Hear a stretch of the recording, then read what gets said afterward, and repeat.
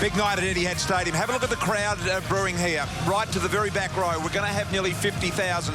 Every seat in Etihad for the first time this year has been sold. Standing room only available tonight for this game. Amazingly, these two sides, gents, have averaged 48,000 people at this venue, and they've had 5 times to Darcy where they've got over 50,000 at this venue. Joel, good luck, mate. This is Matty. Okay, throw it up, Matty. You're cool. Heads it. Heads it is. Okay. First-time captain Dyson Heppel taking the place of Jobe Watson, of course. And I get the feeling that might be what we see a lot in the future, Dyson Heppel, as maybe the succession plan to Jobe Watson. There's Joel Selwood. He gets an enormous amount of attention, that man, tagged every week. Just deals with it with the great courage that you would expect. He's going to have a final word to his players at that end. It's a huge game, this one, Richo, for both teams. You just feel like season-defining. They need a win to really reignite the year, both the Bombers and the Cats. Absolutely. It gets you up to level pegging, 50-50 for the year, 5 wins, in touch with the 8 if you lose. Suddenly you're a couple of games out halfway through the year. So it is a massive game tonight. And I think it's even bigger for Essendon. If you have a look at their draw, they've got to play the Eagles next week, and then after that they play Hawthorn. So it's a tough run coming up, so it's a huge night tonight for the Bombers. No excuses for their form, but they, Lingy, have had a torturous draw. By the time round 13 comes around, they would have played Hawthorn twice, been to Perth twice, been up against Sydney away, met other 2014 finalists, Kangaroos, Tigers and the Cats. That is a horrible draw. It certainly is, BT. It's the way that the draw is a little bit at the moment and the way it's been early on the season. All of those top teams from last year, the top 5 or 6 teams, all playing against each other and then playing against each other again. So it has been tough, but they've just got to work out a way to get through it. And as you guys just said, it makes tonight just so important to keep clocking up those wins. Round 10 about to get underway. The Bombers and the Cats, Etihad Stadium, packed arena.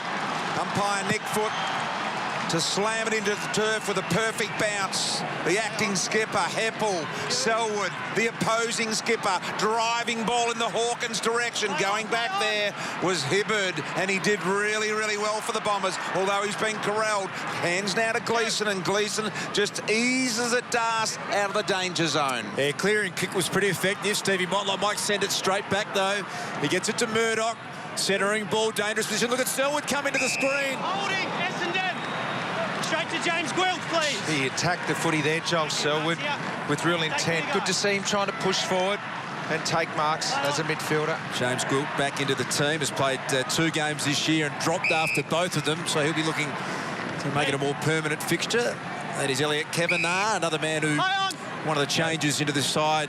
He's never played more than 2 weeks in a row as well, so a big opportunity for a few Bombers tonight. This is Jed Hughes. Decided to concede and go back, and now Darcy Lang wants to get it moving. So the Cats have had a fair bit of the early play. Hawkins in good marking form. It was a good defensive spoil, and getting back there nicely was Hooker. Another inside 50. Harry Taylor just tumbles one, dangerous position, and Bagley did really nicely. Good defensive mark. A couple of matchups down the other end. Rivers on Danaher, and Lonergan's got the job on Big Jake Carlisle. Bagley short, Belt Chambers. Huge job for him. Every week for him. Collier. No more Paddy Ryder here to assist him. Here's Kavanagh again. Did well to impose the body. In fact, might have been Ambrose. It was. Now gave it off to Collier. First time in 50. Here's Cooney. One-on-one there. He liked the battle. Enright did well without giving away the free. There's Rivers. Little handball in there. And free may well go Geelong's way here. And I think it will go to this man, Blitzarves. With those matchups inside Essendon's forward 50, that means Harry Taylor is going to have the ability to come third man in. They're going to have to be precise with their ball movement. If you bomb it in, that just plays into Taylor's hands. Selwood short to Lang. Lang being paid the mark here at half-back. And they've been really inefficient when they go inside 50 this year, the Bombers. So that's something to really look at tonight for them. So this is Darcy Lang, Geelong's first pick at the 2013 draft, pick 16 overall. That's a mark. Goes back to Andrew Mackie. He's had a bit of an inconsistent year, Mackie. Missed 5 weeks with a quad injury, starting to build into some nice form. They go forward again. Gwilt, they get in the back at Kirsten. Harry Taylor again. He's pushing up the ground. Got rid of Goddard. Bomber defence. So Howlett's going to run into Stevie J. Good tackle. He did well, though, Howlett, to get it to Hibberd. And now Cooney involved. Back to Ambrose. Short one from Cooney. Set Stanton a task. Did really well to get it going forward again. Now hacked it off the ground. Joe Danaher's going to attack it. Murdoch coming the other way. Both players kept their body in line with the ball. But the Cats' defence through Thurlow. And now Rivers will win out. Rivers goes wide. Opportunity here. Shark by Hurley. Hurley gets a short one to Danaher, and Danaher has got a long boot. And this will suit him. Doesn't like the close-in attempts, Joey, but he does like this. On the line, Joe. Joey's on the mark. Yeah, nicely spotted up there by Michael Hurley. Good vision, and that's the sort of ball they're going to have to put inside 50 tonight. Lower your eyes, hit leading targets, don't bomb it in. So a good start here. Hopefully Danaher can kick it. And good to get one from full distance where you've really got to get through the footy. And this one is. He does that with ease. Look at the distance covered. No problems there at all with the distance, but the accuracy just slightly offline. So you're not second-guessing yourself, BT. No. You have your natural kick through the footy. That's where you get into trouble, that, 25 to 30. You don't know whether to kick through it or take a little bit off it, and that's when guys tend to miss. Carlisle has that problem at the moment. Zenright to Mackie, two of the veterans and premiership-winning champions with the Cats combining, but this man Bagley's an underrated player. Generally beats his opponent most weeks. Danaher, he will take mark of the year, Bristol, at some point. He will. He goes for them regularly. On that occasion, he was nowhere near the footy. Blitzar's deep in defence, not his best kick. Great effort from Collier. Got genuine leg speed. Hughes did pretty well to step out of some trouble. Now Caddy's got an issue. He too did well to step through some heat to Mackie. Forward press was okay on that occasion for the Bombers. Now Hibberd and Stevie J. Hurley was pushed in the back. I think he was. No free kick. Only seen 2 tackles so far in this game. Both from Geelong, so funny start. Probably a pretty good no call there from the umpire, I reckon. Turned him sideways. Howlett really fast, slick with the hands as the Bombers go Danaher again, and this time they're nice and sticky. Now, same angle, in closer, ball will do less in flight, and that is what he must take into account here. Look at that ruck work there. Belchambers, a little bit of heat on him from James Hird during the week.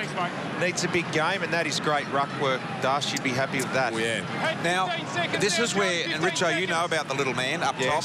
If he does miss this one, it starts. He knocks on the door and goes, I'm coming tonight. I'm coming to the party. He lets himself in, actually. Oh, no. And he's arrived. He's gone. He doesn't even knock, Brian, to be honest. He just opens the door and walks in. And so this can have a great effect on a forward, Richo. No, you know that better than anyone. We're joking about it, but it does. If you miss your first couple of shots, that's when the doubt creeps in. Yeah, it's a disappointing start. In all seriousness, to Joe Danaher, who's in good form. He's taken 9 contested marks in the last 3 weeks, but he needs to finish his work. Hurley now on hands and knees to Hibberd. Back to Bagley.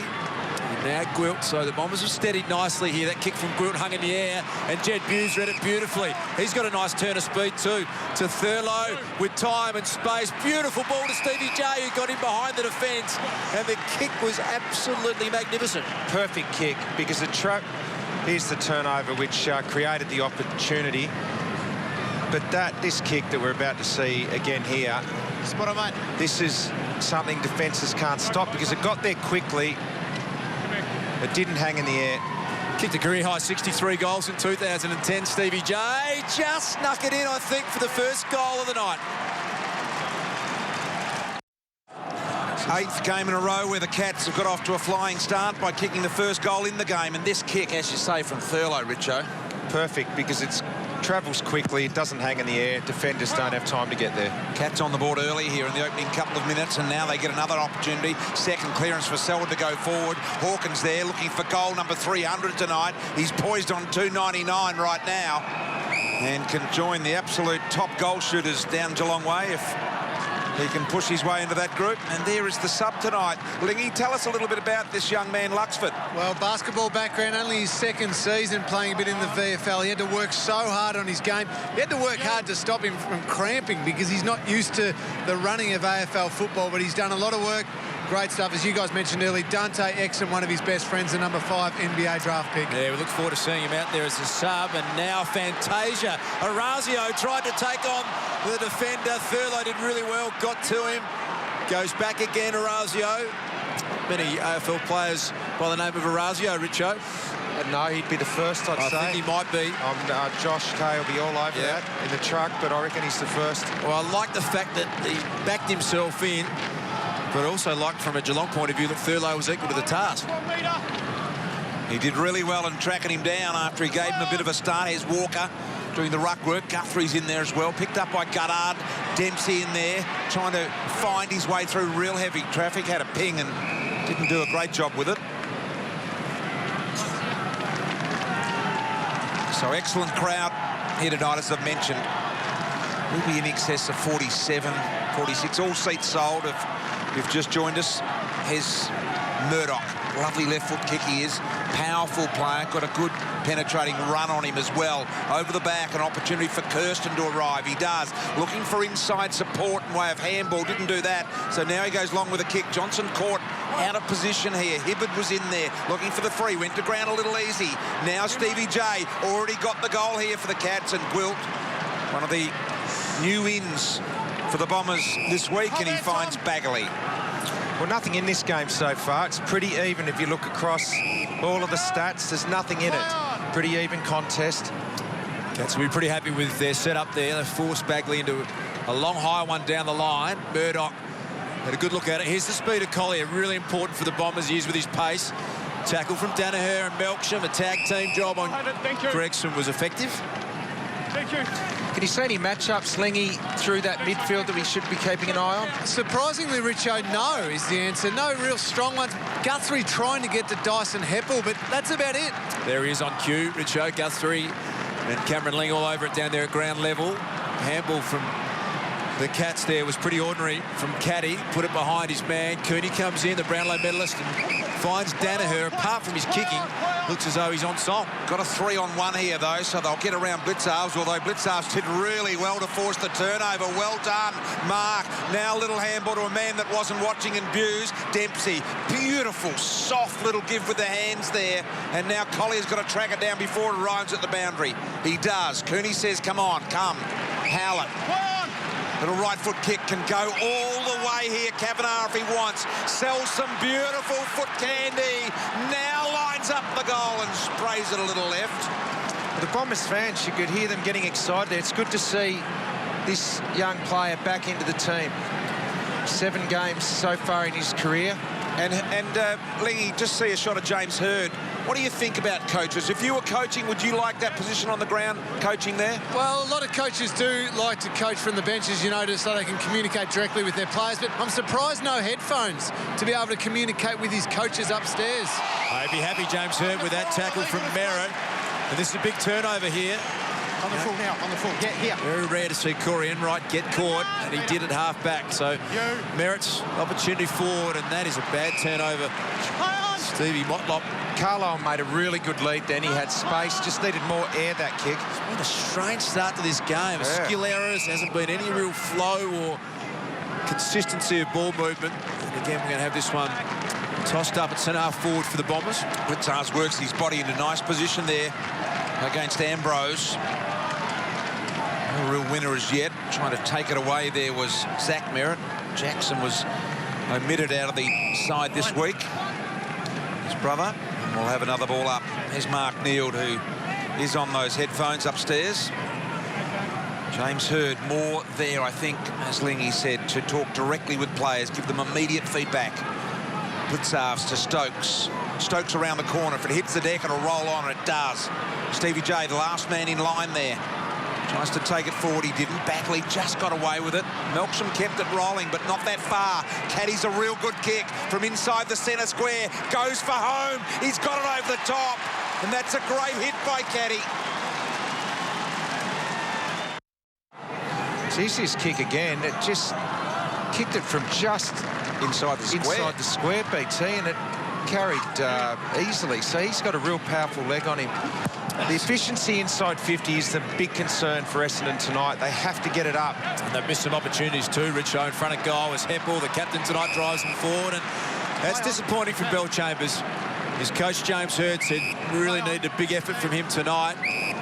They're last in the comp for scoring when they go inside 50, the Bombers, and it's becoming a really big issue for them because their defence is pretty good. They've got Hurley and Hooker doing the job. They're getting opportunities. What Just can't make the most of it. That was from Cale Hooker. Absolute floater. I think it's spun once, and now the Cats can make them pay. Stevie J, you rarely see him fumble below his knees. A really strange game, this one tonight. There are errors being made that you wouldn't normally see. An opportunity now for Kavanagh. Maybe they're going for too much on their kick, trying to bullet the ball a little too much. Here's a bit of flow for us. Collier to Heppel. Had to bring it back on the left boot. Put it into a spot there. Couldn't quite get there on that occasion. So look at all of the Geelong defenders here against Carlisle. It's about a 4-on-1. They can raffle it. Taylor got plenty of time to shape and find Guthrie. And Guthrie to Lang. Lang retreats and goes back with the bailout kick to Enright. Pretty cool in this part of the ground, but plenty of numbers there. Mackie did really well with the body use to keep Melksham out. Now he's got the free wing to run as much as he likes. 4 bounces. Gleeson won't get him. Boy, he might have run out of gas on the kick. Quilt dropped a mark. Now it's up to Hurley. In there, Walker as well. And we'll ball it up close to the Geelong goalmouth. Tell you what, the chase from Marty Gleeson was absolutely fantastic. He ran past a couple of players and affected the kick. 1 metre separation, 1 metre. Umpire issuing instructions there, metre required. Josh Walker playing a fair bit of time in the ruck tonight. Clearing kick will go only as far as Murdoch, who's won a fair bit of the footy early. A lot of numbers back. Stevie J always wants it. Put his hand up, kick it to me, and he might get the perfect chance. He's dropped in. Well, they came from everywhere. Got Polak, Stevie, got up to his feet. There's a long player down. We'll come back to that as the Bombers can reload here. Kick into space. Might be cleaned up by Harry Taylor. It's Caddy there on the right of your screen. Still slow to get up. Fantasia. Back to Hurley. And still working through Kavanagh here at half-back. Yeah, Caddy's still in the hands of the trainers there, so I'll keep an eye on that. Not sure whether he's just winded. It looks like he is. Finally found some oxygen. There's now Collier. Surges forward with a long stroking footy. Carlisle's got the advantage here. Couldn't quite bring it in. Really well done by Jared Rivers there. Doing a great job, Rivers, not to infringe and give away the free in game 190 for him. And Caddy may be in a little more trouble than we think. Here, just looking a little light on his feet. And we'll get a report from Lingy very shortly. Chapman and Luxford, the respective subs in this game. Geelong trying to find a way out of 50 and an uncharacteristic mistake. Let's have a look at this here. The new interpretation, when you lead with the head, Das and Richo, there is no free. And that's exactly what they want to stamp out. Players pushing through with their head, lowering their head into contests, and I think it's been a good decision. So Danaher with shot number 3. Remember, he's up there. The little man. This is a real difficult one, though. If you kick this, you really have done well. Well, he's getting plenty of the footy, Joe, so that's a real positive. And that one, we wouldn't expect him to kick that one, but... Is that the way you felt as a full forward, Richo, that if you're getting plenty of the footy, eventually it's going to happen for you? And you've got to keep wanting the footy. Some players, I think, if you miss a couple, you go into your shell. You don't want the footy, but he still wants the footy, so that's a great sign. Lonergan worked a little 1-2 with Stevie Motlop, and now the one-on-one Bagley and Stevie J. Murdoch with genuine leg speed, able to get this one, well, momentarily inside 50, but about 15 rows back out of bounds on the full. Guys, we saw Josh Caddy head down. He's to the bench. He's headed straight down to the race. Just getting his jaw and his teeth checked out. So he copped the front-on hit from Stevie J in that contest, as you saw earlier. More to the head than what we thought it was. We thought it might have just been winded, but he's just getting his jaw checked out. Intriguing there. Opportunity for the Cats. Stevie Johnson. Bit of a wobbly floater thing inside 50. And now getting a real look as Guthrie with a right foot banana. Just had a little too much bend on it. And this is where the injury was received from Caddy. And maybe that contact with the head with Brendan Goddard after as well. Das, there was a bit of a ricochet effect there. He looks to be a sore boy, Josh Caddy. Lingy will be all over it as Carlisle searching lead and presented nicely. Just to get it moving to Melksham. Poor handle from Melksham. Forced Carlisle into more pressure than required. And 1 metre. again, that was just a simple metre handball that missed the target. Just got an update on Orazio Fantasia, Das. Of course, he is the only Orazio, and there's only been one other player with those initials OF in the history of the game. And who would that be, Richo? That was Orm Fowler, one game for Fitzroy about 100 years ago. You don't forget a name like Orazio Fantasia overnight. Here come the Bombers. They need a goal. Look at the courage from Joe Danaher. That is absolutely without any regard for your own safety. And he deserves to go back and slot this one through. A lot of pressure on the kick. And he wants the footy. He just keeps presenting, and that's what I love about him. He keeps presenting. He keeps getting himself involved in marking contests. He'll have his 4th shot at goal here for the night. Yeah, disposal number 7. Kicked 6 goals a couple of weeks ago, Joe Danaher. Seriously exciting young player. But this is the part of his game, isn't it, that we all would love to see him get right. Had his breakout game a few weeks ago where he kicked 6 goals against Brisbane. Must kick this one, though, for his confidence. And for the whole night and for the Bombers, you could just feel a big lift. If he's able to get it online, he starts it a bit right, and so... Wow, he's got a bit of claret coming out of the mouth as well. Lee, what can you tell us? Well, a bit of claret for Joe Danaher there, but also, as we said, Josh Caddy getting his head checked out. Geelong's going to make the concussion sub. Michael Luxford's going to come on for the first time in AFL footy. Well, I can't believe the runners didn't get out there, or the trainers for Essendon didn't get out there quicker. Jared Rivers pointed the blood out on the face of Joey Danaher there, and well, maybe Rivers was smart enough to actually want Joe Danaher to kick it. And I'm not being a smart aleck there. You would actually want that situation because of the previous misses. So this is a temporary concussion 20-minute rule for Geelong, Lingy. I believe so, BT. I'm going to check that to 100% confirm it, but Josh Caddy was definitely getting his head checked and his jaw checked, so I'd assume they've taken the chance to use the concussion sub, and that's why Michael Luxford will join the game shortly. Okay, so Luxton preparing now to come on the ground. Here's Blitzarves. Lux forward. Sorry. Yet to play a game. Champion young basketballer. Opportunity Kirsten over the back. Wilt. Being held. And a free goes to Wilt. Brendan Goddard just struggling to get into the game at the moment. He's only had the 1 disposal. They need him to have a big game. Yeah, they do. Feel like it's a big night for Brendan Goddard. Winning plenty of the footy. They really need him at his best tonight. Beautiful kick from Wilt. Carlisle presenting nicely again. He wants to get it moving. Here is Goddard, one out down in the forward half of the ground. The kick just fell short.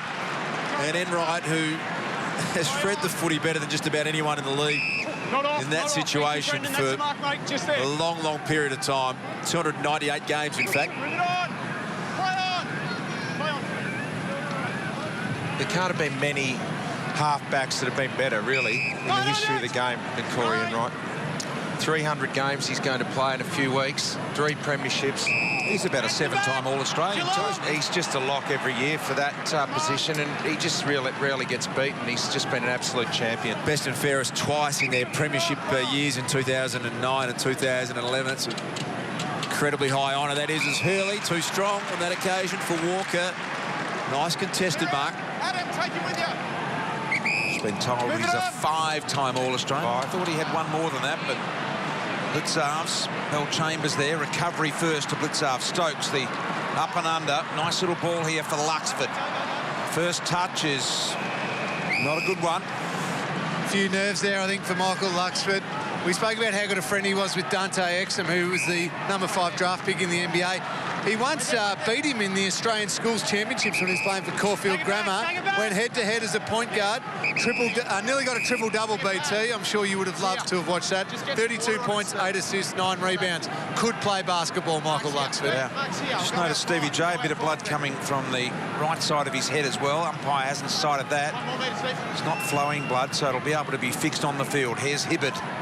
Really close to the boundary line. Did well. Perfect positioning from the defender. Actually had a mate who pumped himself up as a basketballer, and I went and watched him play recently, and he had a triple single. He had 1 point, 1 assist and 1 rebound. It was the most pathetic performance you've ever seen. No names to mention there, Richo. Chris Jeremiah. Okay. There's Guthrie. Through some traffic. The Bombers, but they're kicking. to advantage has been ordinary, and now Rivers. Enright, always cool. Launches a long footy over the head looking for Blitzards. Now, there's been a Geelong player that's been... Stevie J sat on his back off the ball here at the moment. Must have run into a Shepherd there. He ran into Howlett, I think. Stokes picked up Hibberd. Hurley now goes out wide and finds Goddard. Goddard won't get there on the full, and the ball will beat him to the boundary line. So Stevie Johnson comes from the ground. He did already have that blood coming from the right side of the head prior to that incident, but just checking the jaw at the moment. Yeah, and he got up, Stevie, and he had to look down the ground, and he wanted to make sure he knew exactly who it was. And I think he might have been pointing the finger at number 40, and that's Ben Howlett. We'll come back to that. Nice, don't argue from Guthrie. Opportunity for Hawkins. He's an up one contested mark of the game. Hooker went to ground. Lonergan hasn't kicked a goal for a long time. And he has now. First 3 goals of the game go the way of the Cats. So this is the Stevie Johnson hit. We can see just in the middle of the pitch there. Howlett was the man. It was fairly innocuous. Almost like a clash of heads, I reckon. Almost accidental. Didn't know it was coming, either of them. Out of the middle, Cats on fire. First 3 goals of the game. They led it by 14 points. The Bombers have missed a few, though. Motlop, little one over the top here. Luxford's involved, this time to the positive. Opportunity, Kirsten through it. And Wilkes won himself a free in defence. That's just the efficiency at goal at the moment. The game is an even game. Inside 50s, everything's even. It's just the Cats are making the most of their chances. Mackie desperate to recover the footy after dropping the mark. Goddard, funny little handball. Carlisle searching back. Stanton didn't get all of it. Bagley now, crossover handball. Trouble is running onto his wrong right side there. Straightened up Pepper with the left footer. Got to go here. Melksham does. Got an opportunity in front with him to use. Kavanagh, he does. Merritt's involved as well. The give and go. Stanton back to Melksham. And eventually they butcher the footy by Boot. Now Geelong with some big numbers behind the footy here, Das. Yeah, Cooney did really well. Good forward pressure. Might open the door here for Heppel, the captain for the first time tonight. Kick around the body. And the numbers back there with the Cats. Darcy Lang gets it moving quickly out wide to Shane Kirsten. Held his spot in this Geelong side since round 5. Gee, Stevie J's out the back here. Don't think it'll get to him. Back on the ground after a clash of heads. He took a big fly at it, Stevie. Didn't really get anywhere near it. The Bombers are going to be able to shot this one back through. Marty Gleeson tried to take on the tackler. Couldn't get past Murdoch. Here's Danaher. He tried to take on Selwood. That's not an easy thing to do. Put it at the feet of Gleeson. Gleeson might have an issue now. Correct decision is to ball it up. And on the quarter-time siren, there's Stevie. And there's James Hurd. So an interesting first quarter. A little bit going on here at quarter time. Joel Selwood's not happy. Yep, just a little bit of push and shove just before we go to the break. Joey Danaher didn't get it right by foot. Let's hope the Bombers can kick a goal because they're goalless in this first quarter. 3-1-19 the Cats. The Bombers 5 behinds.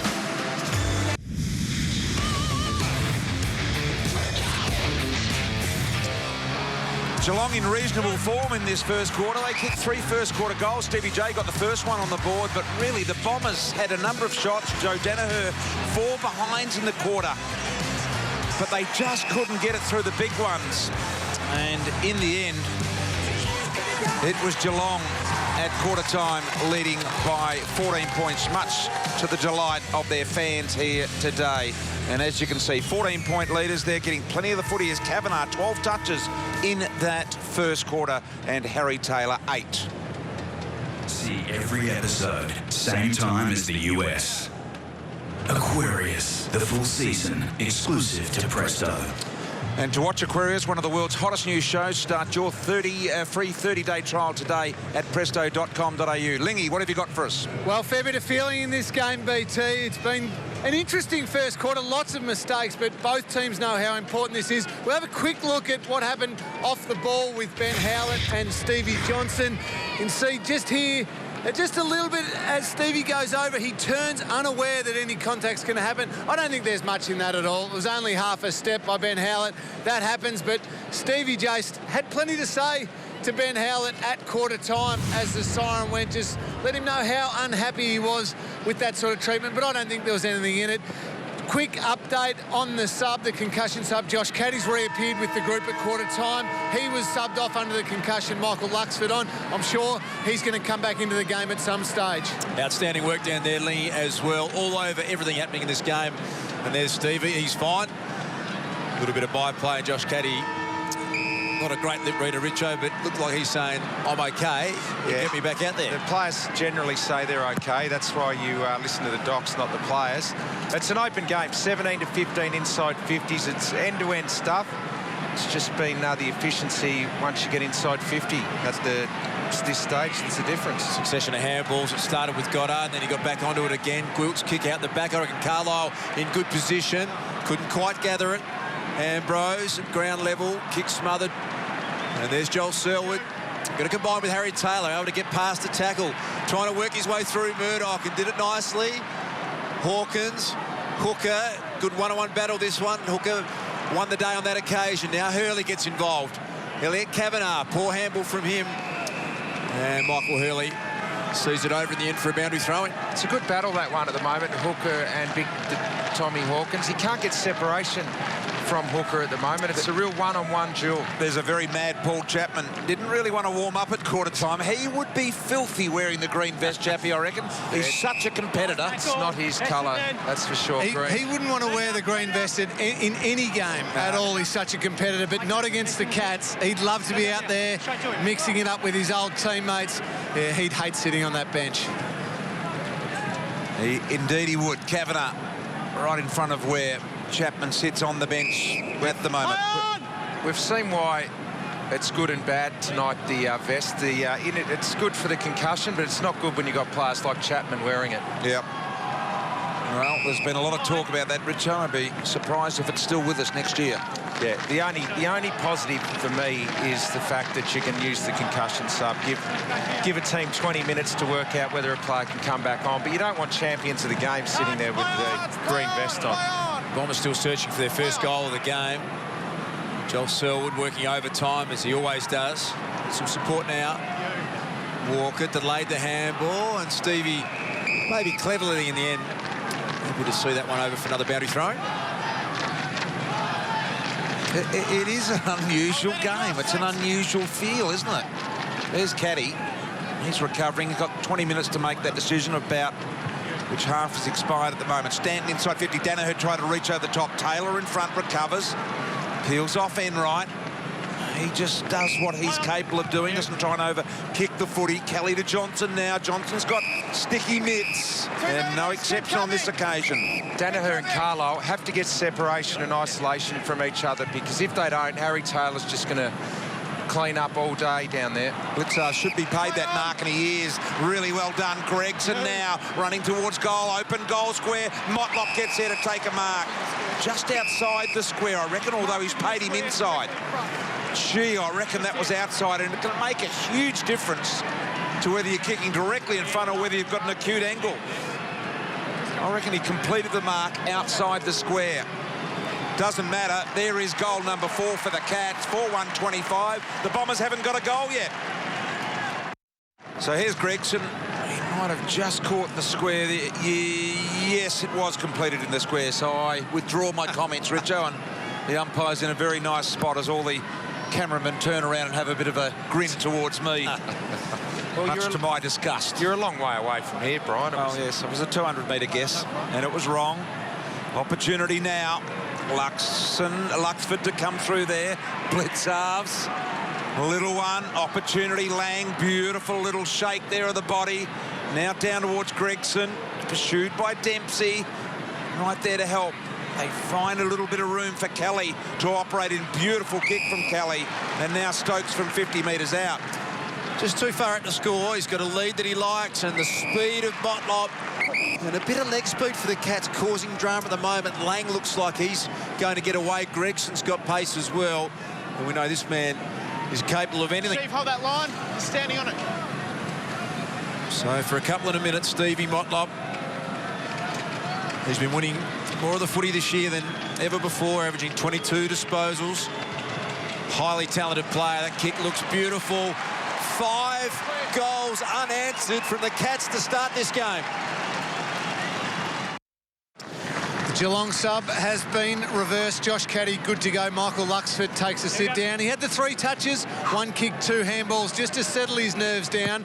Now he can have a rest and Josh Caddy can get back into the game. Stevie Motlop with his 2nd goal kicks his career 100th goal. There's Mackie eating the sandwich there. Goddard, nice little hip and shoulder in amongst all of that. Eventually Geelong able to work the footy to centre half forward, but it's a 4-on-2 here in favour of the Bombers. Quilt overruns the footy. Dempsey went and got it. Beautiful handball to Howard. Gives it to the run here. Goddard, real low bullet kick. Found an opportunity here. It was well done. Got it onto Fantasia, who goes inside 50. Knock away from Taylor. Mackie at the back.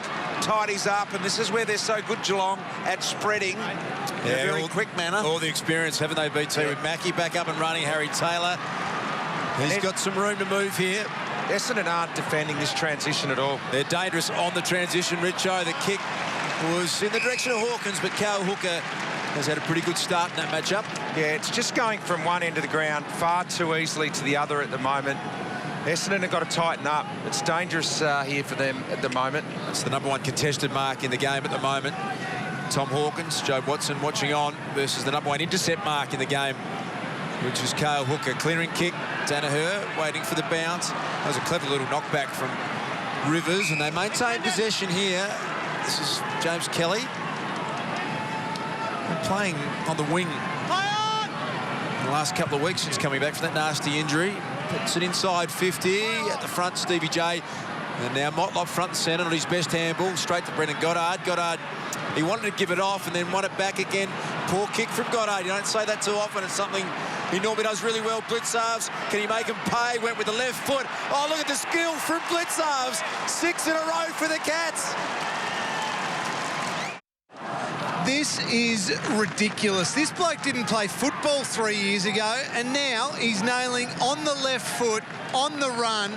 That is sensational play. It's an incredible story, Mark Blitzarves. It is indeed. Great skill from the big man there, newly acquired, admittedly. High ball, advantage paid Geelong's way, and another clearance goes the way of Murdoch here. Well, they're getting smashed on the outside in this quarter, Essendon. 50th game for Murdoch tonight. Punts this long. Still no goals for the Bombers. We've played 8 minutes in the 2nd quarter.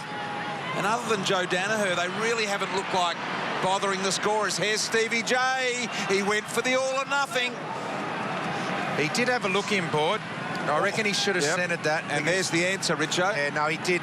He looked in and he thought, no, I'll have a shot. And I don't need to say any more. I think Chris Scott answered the question.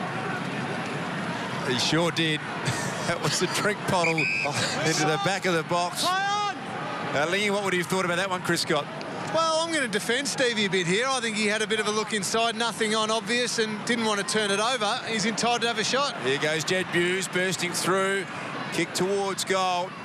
I reckon he had one of those looks inside going, all right, let's just hope no one's there. Would he have done it, Lingy, if they were not 5 goals up at the moment? Well, yeah, that's a good point, BT. And coaches don't always see it that same way. They think they should go in centre every single time. Jed Buse, you can see, limping there as well, and a 50-metre penalty being paid here. Let's hope the Bombers can make something out of this. Dyson Heppel.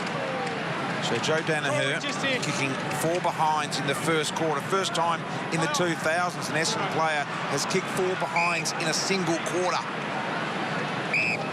Hibbert. Stroke of the footy nice to Gwilt. Gwilt will present up ball here, Richo. Now back to Gwilt from Kavanagh. Deep inside without great direction in terms of a man, but it was on line. Well, we'll have another look at this here. So Stevie gets it. He was looking inboard. I reckon Chris Scott just wanted a little pop kick up to the top of the goal square there. Give someone a chance to take a contested mark or force it to ground level. Something else might happen. So 10 minutes into the 2nd quarter, the Bombers yet to kick a major. They seriously need to get going.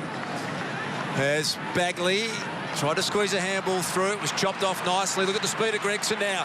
Will he take him on? No, he won't, because out the back, all on his own is Stevie J. He's going to turn it around as only Stevie can.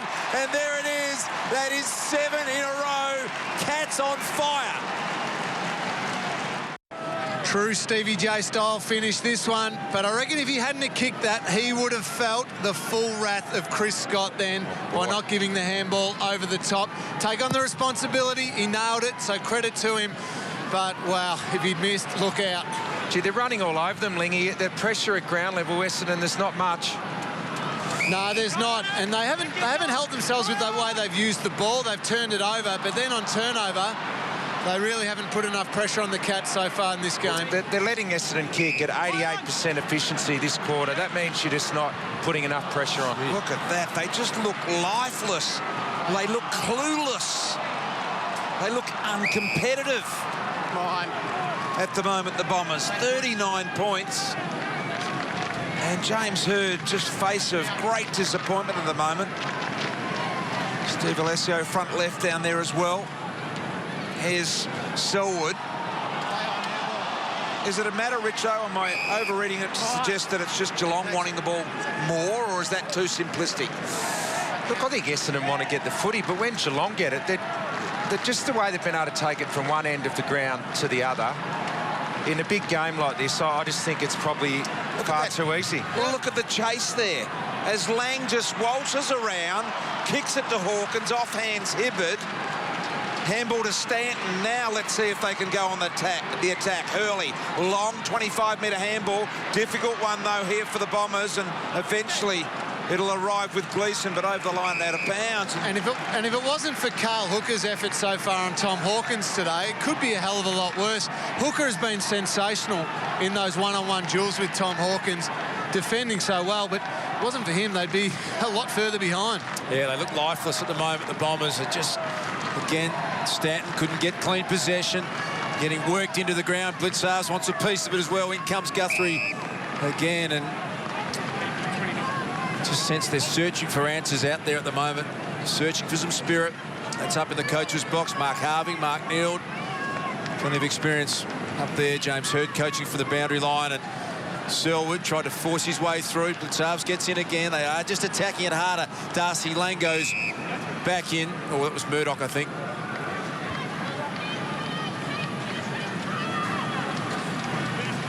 Geelong are kicking at nearly 80%. Essendon are going at 60%. Bombers crowd here at the moment. It is a big Bombers crowd here too. They're just done. Against you, Joe. Arm across the shoulder. On the full, thanks. It is an amazing atmosphere here at the moment, given the ground is basically full. And an Essendon team has not kicked a goal, and we're closing in on a half-time. 1984 was the last time they were goalless at half-time, the Bombers, against the Dogs back in round 17. Go back a long way. Hibberd, handball out the back. Do well to concede here, the Bombers. Hurley, the smother on the line. They did win the flag, though, BT, that year. Yep.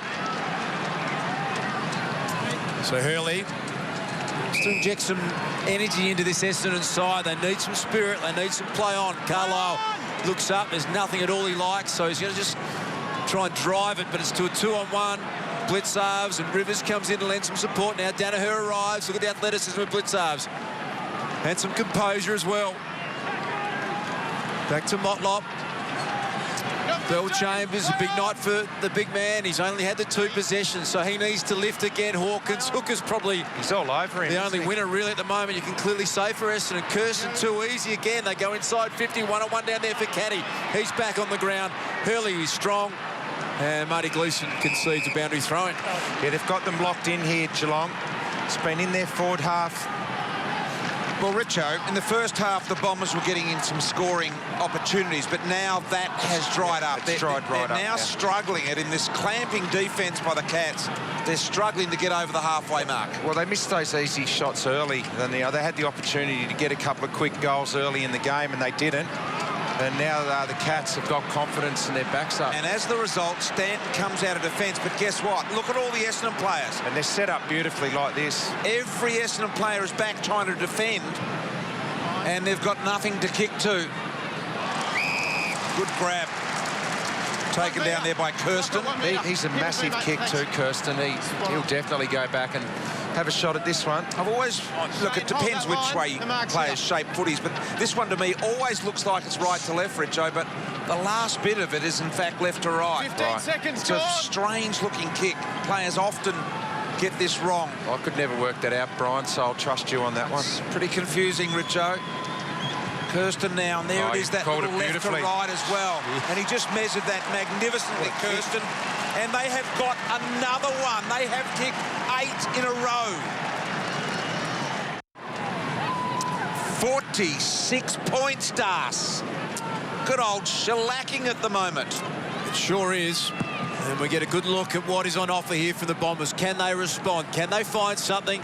Huge night, big crowd. Both teams come into this round 10 with 4 wins and 5 losses. It felt like a season definer. Josh Caddy. And the only team to step up to the plate so far has been the Cats. I just think then they had all of their numbers back. It was a long, high ball, and there was no ability to get a third man in. I just think that means everyone goes into self-preservation a little bit. I just got to worry about my man. You've still got to come off and help out. Well, there's a little win. Zach Merritt now, Hurley to Cooney. Can they get some ball movement going? Can they get some overlap run? Cooney wants to get it going. This is more promising. Goddard, we know he uses it well. Space inside 50, but even Brendan Goddard, who has to be their best natural kick in the team. And he's turning it over as well. Now, let's see how they defend this transition. Well, they're not really coming at them in any sort of frontal pressure, are they? It's just, oh, we'll let them have the easy kick out here. And all of a sudden, Geelong are now in an attacking position as a result. Lang sends the ball high on the head of Hawkins. Punched away by Hooker was well done in a defensive manner. This is bizarre. 46 points. Haven't kicked a goal. And we've got 8 minutes remaining in the half. And the thing is, they just don't look like it, the Bombers. So this is going to Geelong as well. Just put your Walk arm up. No, yeah. You put your arm out like that and got him in the throat. Sorry? Yeah, but if you put your arms out like that and it gets him in the throat, then that's high. And you just have to say this, Tom Bell-Chambers, his coach singled him out during the week and said, we need something from you, Tom. He's playing against a non-ruckman in Walker. He has to dominate that situation. You can't give away soft free kicks. He's only had 2 possessions, Tom Bell-Chambers, on a night where his footy club needs him. In that position there, Das, do you look back for the other ruckman, or do you just worry about the ball? It's big enough not to even worry about it. It's just a soft free kick. Walker for 9 straight. It's a thumping ball that was on line and just lacked the length in the end as Goddard rushes it through. And fans here at the moment, look at them in the back row just behind the goals there. They're just puzzled. They're not sure whether to laugh, cry, clap, cheer, boo. They just don't know. It's almost like a murmuring around Etihad Stadium at the moment. It's a huge crowd. You can see lots of Bomber scarves and huge Essendon contingent here, and that sums it up, doesn't it? Look at that. Well, there's one positive. But there's just a sense of disbelief going on at the moment. What are we seeing? Our side that are playing for their season haven't kicked a goal. At the moment, they look lifeless. Well, it was really even at quarter time in all the numbers, but contested possession this quarter, it's +7 to Geelong. That gentleman there is the attitude, the one before that. Yeah. And those two people, that is the attitude that people have got here right at the moment. They're puzzled. And they're just not sure whether there's any life. Essendon, advantage. What can the Bombers do here? They're 47 points down. Collier's going to give them a deep entry inside 50. Taylor gets back and defends as the boundary line being his friend. That was great, though, by Collier. He took the game on. He said, right, I'm going to try and get something happening here from my team. And he just took off. He's got great pace. And he got 100 metres gained for his team. Gets a boundary throw in. Now, they need to lock this in here now and really compete hard. So can Bell-Chambers get himself involved? He couldn't pick it up at ground level. Kelly had a little fumble, then went back and a little toe poker through. Now a chance. Spills out the back. Stanton, and he misses the lot. Adam, just back here. Adam, back here. The key to it, though, now is they need to play the next 3 or 4 minutes in their half of the ground. They don't have to score on the first entry or the second entry. Just keep pumping it back in there. Turn the tables on the Cats. Joe Danaher tried almost a volleyball spike to keep it, as Cameron Ling just pointed out, just to hold the footy in their forward half for a while. See if they can arrest some momentum. Boy, oh boy. Wowee. This is incredible. Geelong by 47. Let's see if they can repeat the inside 50 here that Lingy's after. 2 or 3 repeats, and then after that, perhaps look to score. Thanks. Humming here at the moment. Walker doing the ruck work with Bell Chambers. Caddy third man up. Sneaks the little left footer through, gains another 30, and now it's back in neutral territory on the wing. So they've let it get out of their forward half here, the Bombers. Just the one behind kicked in this quarter. They're going to be tough to score because you look at the forward line and you've got Mackie loose and you've got Taylor, Rivers and Lonigan. They've got a great setup there. Really tough for that Essendon forward line at the moment if Mackie's allowed to be loose back there. Effective kicking possessions at the moment, 80% basically Geelong, 60% the Bombers. Big differential there. Das? Sure is. That is massive, and just don't seem to have any answers at the moment. Collier is someone who at least seems to take the game on for Essendon. Ambrose went through his hands. Good to get back at ground level. Mackie ran him down, and rewarded for it. So that was a high ball, and Mackie was the loose player.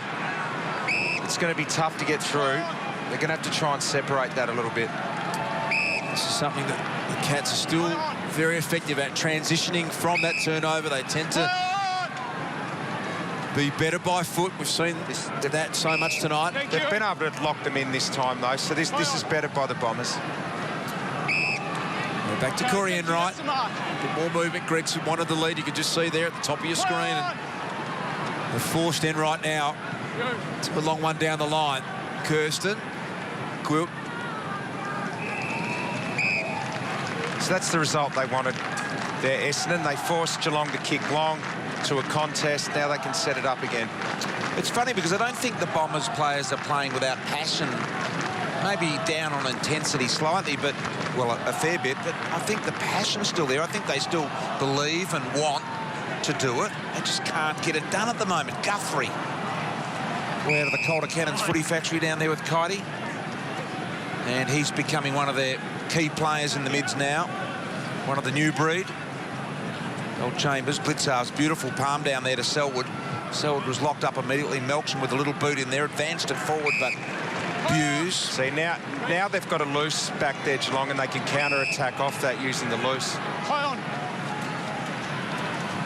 Rivers combines with Harry Taylor. Stevie J wanted it up the corridor. You can see what's on offer there now, Jed Buse.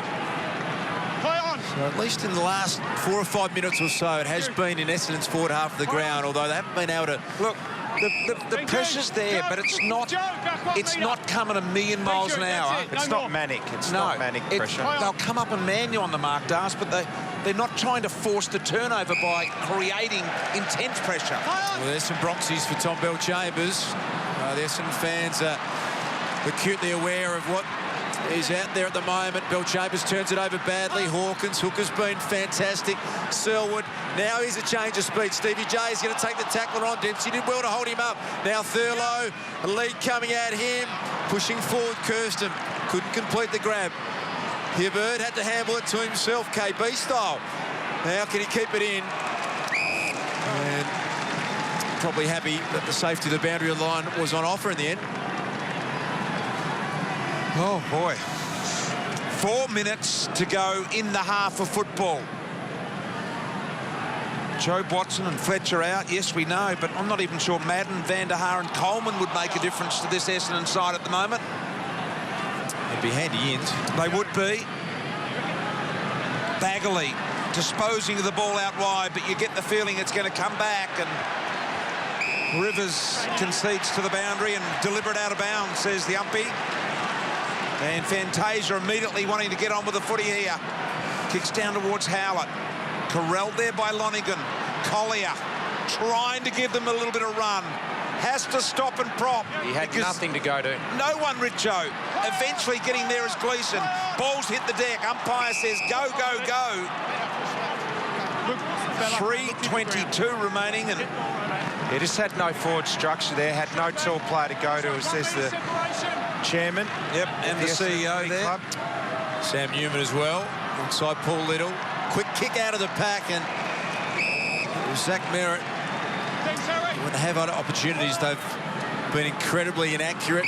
Joe Danaher looked like he was going to light it up in the first quarter and had 4 shots at goal for 4 behinds. And since then, it's just been a dominant Geelong performance. And we keep talking about this eerie feeling here at Etihad Stadium. The Bomber fans are shell-shocked. They expect more from their team.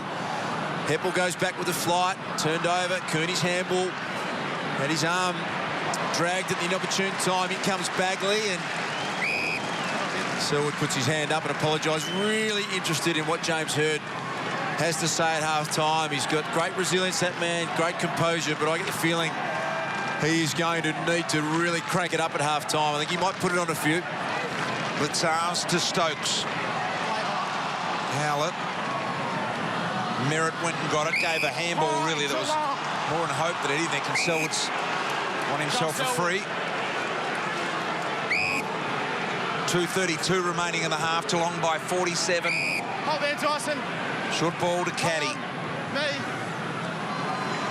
Caddy, another short footy here.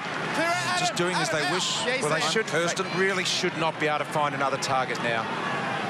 Well, have a look at that. Every Essendon player forward of where that player is kicking the footy. Every player. And Richo's right. But Johnson's marked at one hand. Hawkins takes it off him. And Hawkins kicks the goal. Goal number 300 for him. Tommy Hawkins kicking the goal there. This was him earlier. Just a bit of clever stuff on Twitter from the big Tomahawk. Reckons he forgot his AFL pass and got in as Tory Dixon, the Bulldog star. But first goal for Tommy Hawkins. Must have left his pass line around, did he? Yeah, what's he doing with Dixon's pass? Must have left it in the rooms down there. Can the Bombers kick a first-half goal? BT told you earlier, last time they didn't was 1984. And we are witnessing a bit of a car crash here, you have to say, for the Essendon Football Club tonight on a massive night. Expected a really competitive performance, and it's just not there at the moment. Here goes Darcy Lane. The Cats want more. They've already got 9 on the board, but Hibbert popped the handball up now to Heppel. Searching for goal number 10, I should say. Kick through the corridor is going to come back. It is. Heard the call from the umpire, so Taylor launches a long footy. Kirsten at his back turn. Watson competes, but Hibbert did well in the air. Just better timing than anyone else there. Yeah, 2 great marks there. Hibbert's been pretty good. Howlett now. Over the top. You're happy with the boundary here, and he is. Well, they can't get any transition. Geelong's just able to lock it in their forward half of the ground. Senior management of the Bombers there look as disappointed as what their supporters do out there naturally. Kelly out the back, gives Taylor time to spot up Mackie. Missed him with the kick here, but Mackie did well to try and keep the ball moving forward. Now, I don't know how Mackie can be free in the middle of the ground like that, though. Here's Hurley, can get it and go. Spun back into trouble. Now Fantasia's got to do it all against Lonergan, and it's not going to happen. Over the line and out of bounds once again. Josh Kay just reliably tells me that in that game in 1984, it was Essendon 0-7 at half-time, and the Footscray Football Club was 0-7 as well. Must have been a wet, windy one out there. Out at Windy Hill. There was a few days like that out at Essendon, and, well, this is a very different story, isn't it? This is a 53-point half-time smashing. I get the feeling chaps saying, get me out there quickly. And there's James Hird. Huge amount for him to think about as he goes in at half-time. I think he's not sure whether he wants to be involved now, Chappie. Yeah, it's getting a bit that way, isn't it? As Kelly drives him forward again, kicks it out of bounds on the full. So 19 seconds remaining, enough time so they can get some movement going. But listen to the Essendon fans, they concede some ground and they're getting jeered, they're getting booed. It's a really extraordinary night here so far. The first half, good mark there by Collier. He showed a few signs. The siren's going to beat them. So the Bombers, no goal in the first half. Hasn't happened since 1984.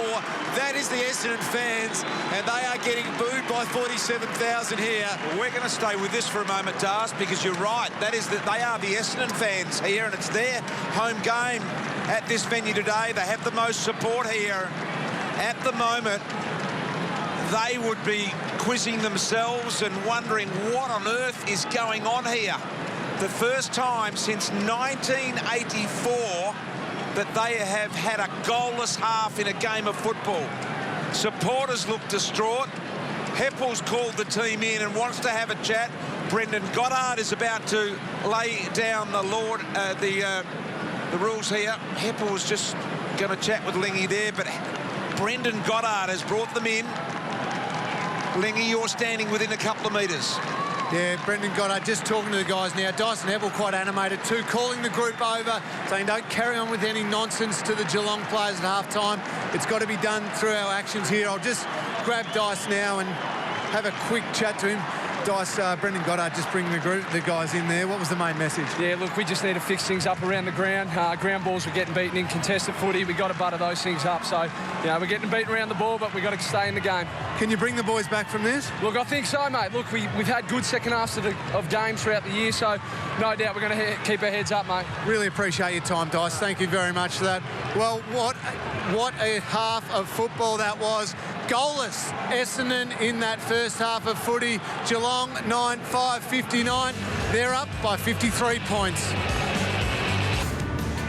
Well, both sides back out on the track and ready to go. This is an extraordinary set of circumstances. Geelong at half-time by 53. No goals at half-time from the Bombers. Packed house. James Rd looks like he has gone back upstairs into the coach's box, which is intriguing in itself, Richo.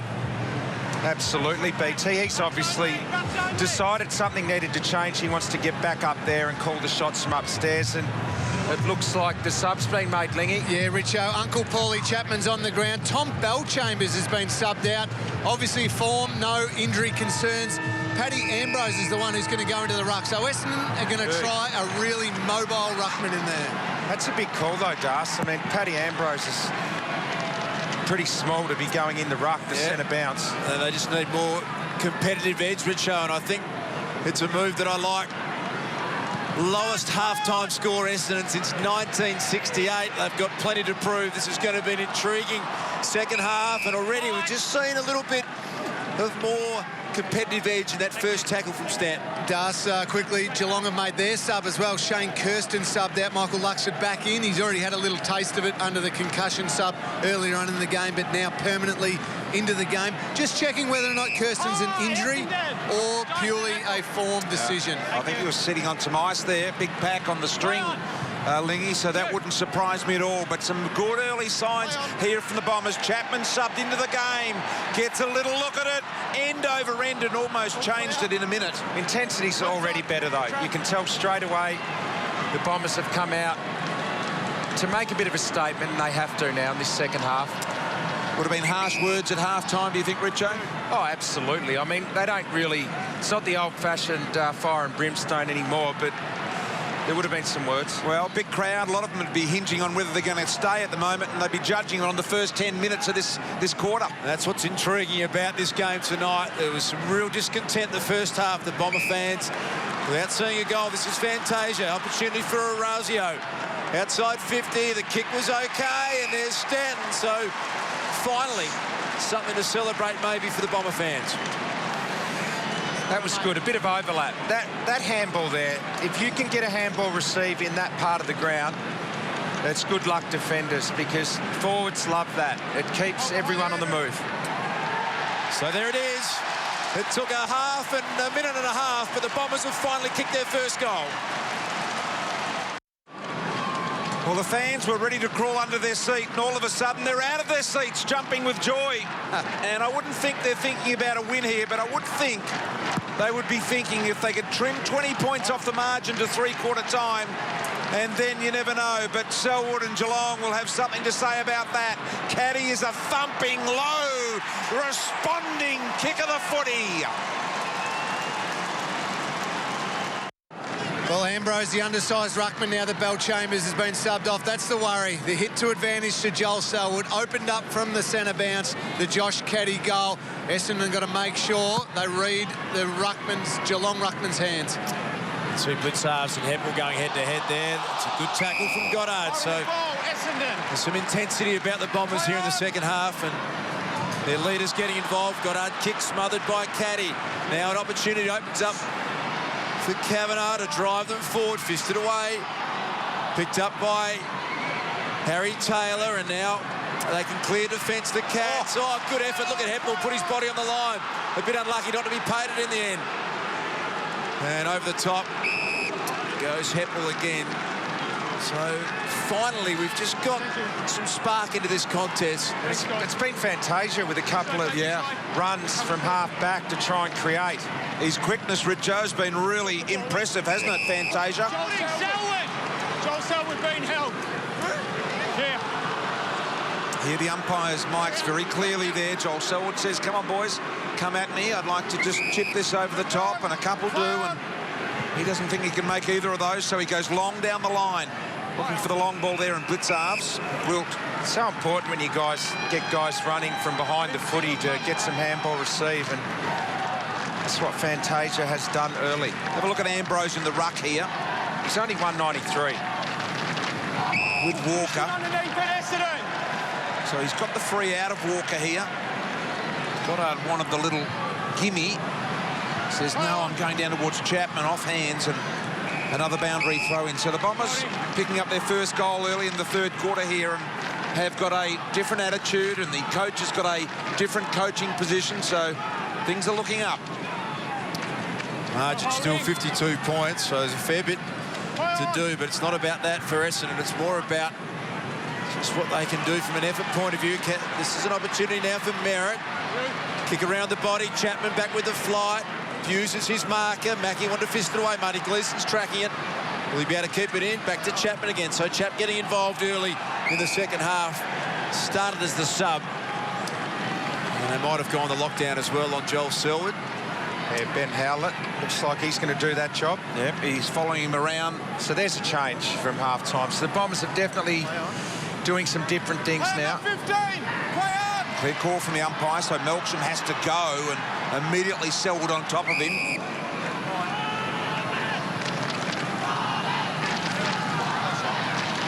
Back in our guys, watch my line, please.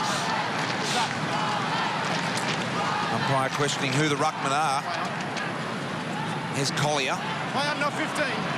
Little kick out to Danaher, tries to turn him. Goddard's there wanting the football, picked up Merritt. Goddard, fast hand, Stanton, their only goal kicker so far, pulled this one back too much. 51-point lead now with the Cats. Well, in the first half, the Cats would have been able to transition this ball pretty easily from a kick in or from defensive 50. Let's see how they go now. Thanks, Michael. Spot on. Stokes accepts the kick in. Thanks, Mark. Yep, spot on. Push it further afield now to Stevie Motlop. So prepared to be patient here, Geelong. 15, play on. You can hear the umpire's call to Stevie J, and up and under one down the line. Ambrose now playing permanent ruck. Bell Chambers subbed out. Harry Taylor just shins one forward. Here comes Merritt, back to Quilt. So a bit more system here for the Bombers. Goddard's going to take on a really dangerous ball through the corridor. In comes Corey Enright, picked up by Selwood. Will they make them pay here? Thurlow, Walker from 50, has a clear run at it. Josh Walker couldn't get the accuracy required. Through for a minor score. Hooker plays on. And then brings it back in the corridor. Carlisle the target. Marked absolutely everything last week, Jakey Carlisle. Can't get his hands on it this week. Hibbert still kept the arms free to peel off the handball in the Hurley direction. Now Quilt with thumping left foot kick. High ball. Stanton there, 2-on-1. Taylor made the 2-on-1 and did well. Allows now Mackie some clean space to pick up the footy. Kick is really good to Lonigan. Lonigan wanting a runner. Short one to Enright. Enright snuck down. Play on. He goes immediate with a low bullet. Right on it. It's the lot in the end, and Fantasia, I think it is, getting in the defensive 50 you spoke about before, Richo. Yeah, he's been good early in this third quarter. It's already a tighter game. It's harder to move the football for both teams at the moment. When Goddard's starting to find a bit of the footy, he'll be happy with that kick. Carlisle, they're really happy to release Collier, who can run with speed. His handball to Hibbert wasn't great. Cooney gets involved. Now it opens up a little bit.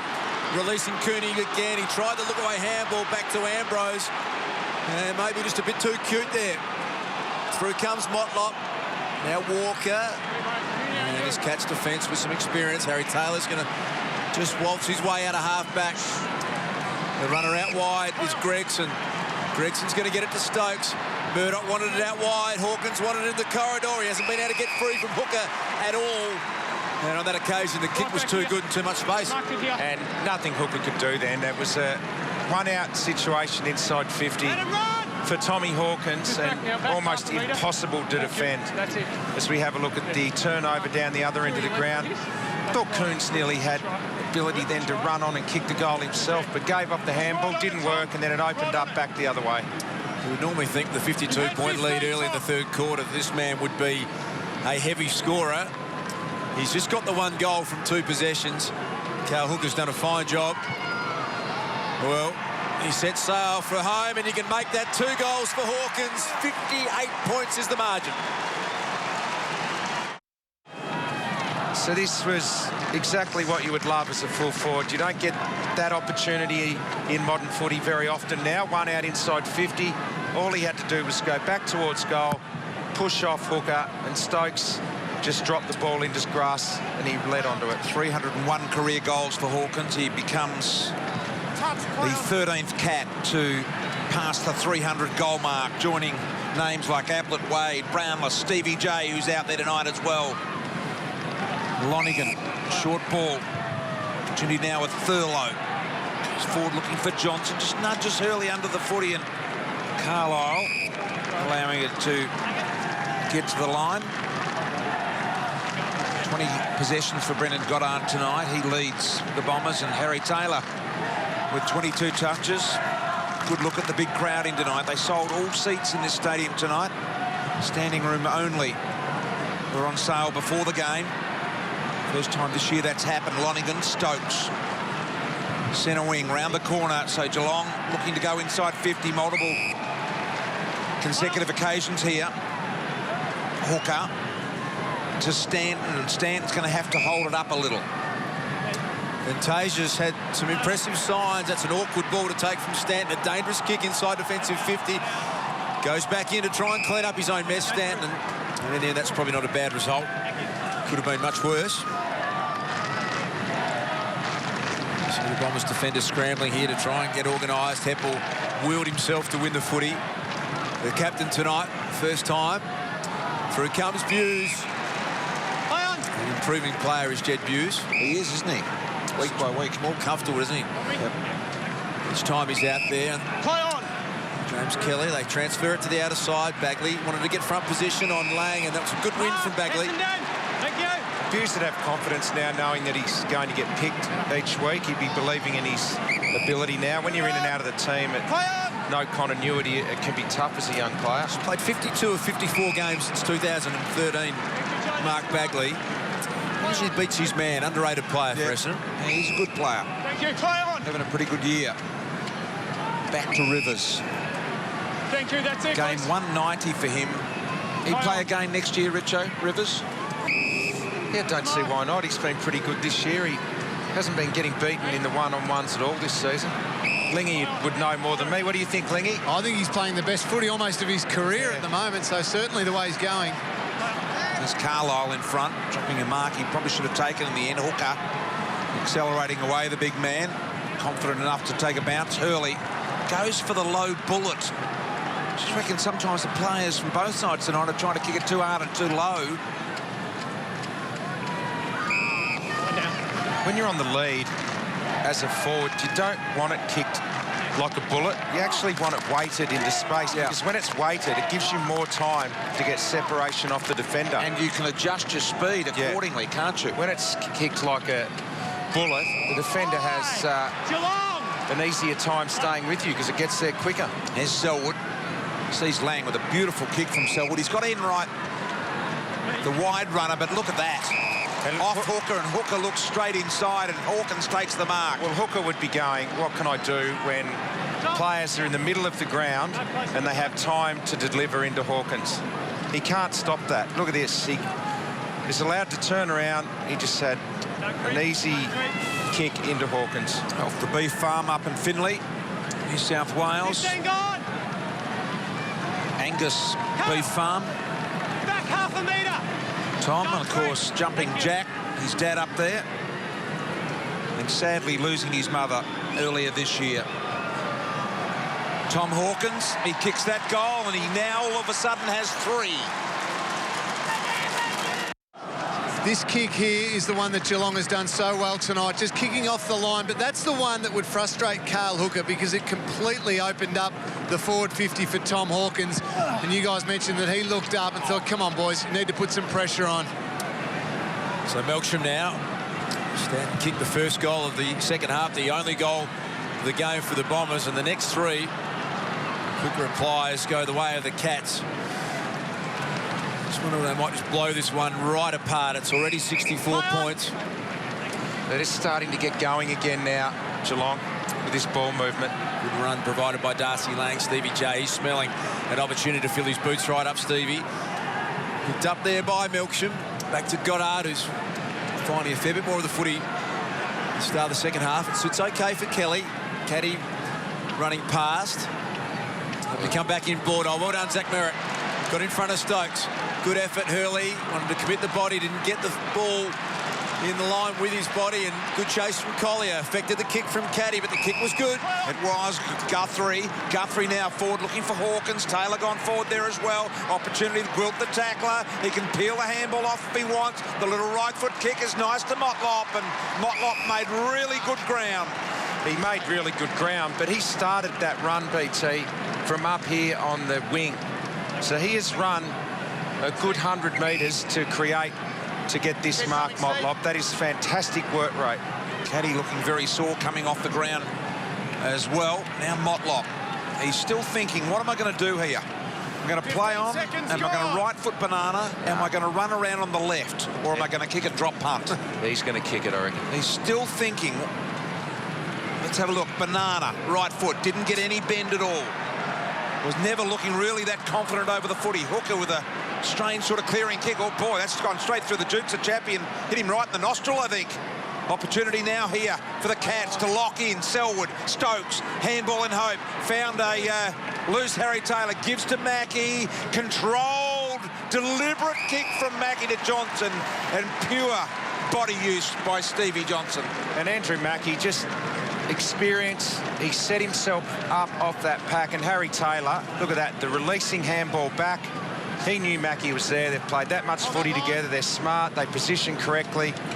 Mackie gets the ball there. He finds Johnson. For his 3rd goal, Johnson, and he nails that, no problems at all. A whopping 70-point Geelong lead. So there's Josh Caddy looking a little bit sore there. Darcy, as we have a look at the incident, she just jammed down on his ankle there, Lingy. He looked pretty sore when he came off. He looked sore when he came off, but the docs quickly checked him out. He looks pretty keen to come back out on the ground, so I think he's not too bad, Richo. It's a dangerous motion that when players get pushed in the back when they kick. We've seen a few injuries as Guthrie comes bursting out of the centre. Stevie Motlop, he went the fake on Bagley, and he was good enough to mark it. Party time for the Cats. Stevie plays on and kicks goal number 14 for Geelong. So the resistance has gone again now. They were good early in this quarter. The intensity was better by the Bombers, but look at this here. Bagley turned his back, and Motlop goes beautiful. I'll have a little present there. Johnson, Hawkins, Motlop, all with 3 goals each. Essendon with 1. 76-point lead. Their biggest loss this year has been 28 points to Fremantle over in Perth, the Bombers. And here they are 76 down, so it's a real big shock for them. Danaher played on, eventually smothered, and really well done by Kelly. Kelly might actually run and get his own footy here. Hurley arrives. Kelly second to the footy, and a beautiful kick by Hurley. Now the Bombers can go wide, looking for Melksham. I'm not sure that was the right one. Probably should have gone longer and deeper. Melksham cleans it up, tidies it up to Collier. And Collier will get a look from a very, very acute angle. We must come around. Just there. Trev Collier. 56th game, and there's a look at the rather confronting task. So he doesn't attempt that. A little high for Dempsey. Murdoch on his favoured left, nurses the footy. Gee, that's great control of the footy to find Rivers. Collier's doing the right thing there. He's looking for a teammate in a better position. Just the skill execution. It's the skill execution, though, isn't it, Richo? Yeah. They're going at 55%. Now, that is super low kicking efficiency. Big, strong grab from Blitzarves. He continues to amaze Stevie Motlop. It opens up for him. He wants the one-on-one with Hawkins. Free kicks, going to go the way of the big unit in Hawkins. He can't believe it, Cale Hooker. This is the classic, this one, and I know what Hooker's whinging about. The forward is definitely... Tommy's got a handful of jumper there, the old stiff arm handful of jumper. The forwards always get away with that. They always get away with it. Giving up the forward secrets too, Richo. There's the replay. There it is. All over it. The old stiff arm hold the jumper, and the defender then starts grabbing at you. The defender, just don't hang on and you won't get held yourself. But Hawkins initiates it, and then Hooker's all over him, and the forward always gets it. That's all I'm saying. After a quiet first half, Tom Hawkins has now got 4. 82 points is the lead. So here we go again. Tommy Hawkins, he gets a handful of jumper and the stiff arm. So Hooker's, then he's desperate. I've got to grab now. Richo, just because you're retired, stop giving away the forward secrets. Everybody will be filthy on you. Breaking the code, Richo. Yeah, I know. There's Heppel. Long ball inside 50, just the one goal kick now. I'll have my membership revoked, BT. Yeah. Danaher's marked it here. Now he's had a couple of shots from here in the first quarter, and he dishes this one off to Heppel. And Heppel will get the distance easy from here. This is a kick of 45 metres. 4 minutes remaining in the third quarter. They're 82 down here. Just one goal kicked at the 1 minute mark of this third quarter. Had 15 seconds. For the Bombers. Thanks, perfect. A lot of the crowd you can see in the back have vacated the premises as Heppel comes in, long shot at goal, pretty good. I reckon it's got there, and it has. So 2 goals for the Bombers in this third quarter. Well, the support for the Freeze MND campaign has been almost unprecedented in footy circles, and credit to everyone. Get hold of a blue beanie. You can still donate freezemnd.com. You'll see the big bristle amongst others, including myself, head down the slide and into the ice. Looking forward to a great celebration in lots of ways. And Das, I can promise you, you're going to enjoy BT going down. I've had a sneak peek at what he might be wearing, Mackie, and it's going to be good. All right, Richo, but don't. A lot of likely involved, I think. Yeah. Wing, tight. Blitzarves, beautiful kick down the line to Johnson. Going to be a bit of Gary Needwan style with a bit of lycra, I think. Bit of Matt Chervo. Opportunity here. Go inside 50 again, the Cats. Motlop overrun here now. Bagley, Darce's new favourite player. Little squirting handball from Fantasia, who's shown some glimpses here tonight. Cooney hasn't been one of his best games. Opportunity here for Kavanagh. Cooney again. Little left foot up against the boundary line. Got to go, Stanton. He did. Danaher was there. Now in right to keep it alive. 76-point ball game here at the moment. There's a Geelong player that is out. Looks like he's out behind play. Selwood just trying to get back to his feet now. Joel Selwood, I'm not sure what the contact, but he looks all right. Okay. Just taking a moment to get up, and he accidentally collided there with Ambrose. Yeah, back on his feet. As hard as nails is Joel Selwood. Look at him go again, just straight through the next contest. He went harder, if possible, for that man who's just a genius. There's the first gamer, Michael Luxford, as we mentioned, from a basketball background. He trains with the great running coach Bowden Babicek, has done for a long period of time, and just quietly had been working on his football for a long time, Michael Luxford, and had been planning an assault on AFL football. So great to see him on debut tonight. And speaking of basketball, Andrew Bogut, mad Bombers supporter, would be watching this game over in the States while competing in the NBA Finals. Wouldn't be happy with what he's seeing. I wouldn't have thought. He's a mad Bomber man. In fact, he'd be sitting at home watching it. They're one game up, his team, the Golden State Warriors. And he was very good in game one, the big bogey man. How good was that chase down there from Buse? Stopped the goal then, that did. As we keep saying, a much improved player, Jed Buse. That was a push in the back. And his old teammate, the chap, is going to be the recipient. Short one's on to Melksham. Can they get it moving here, Collier? Hurley now is pushed forward on a searching lead. Rivers from behind, fisted away, looking for his mate Mackie. And here's this chase we were talking about. So Stanton had no idea Buse was coming, but that was just commitment. He came from a long way back to lay that tackle. That's a hungry player, isn't it? Yeah. It's like Langford at Hawthorn last year. Remember, Richo was so hungry and desperate to do those sort of things well. There's Hurley again, as the boys mentioned, gone forward. Kelly.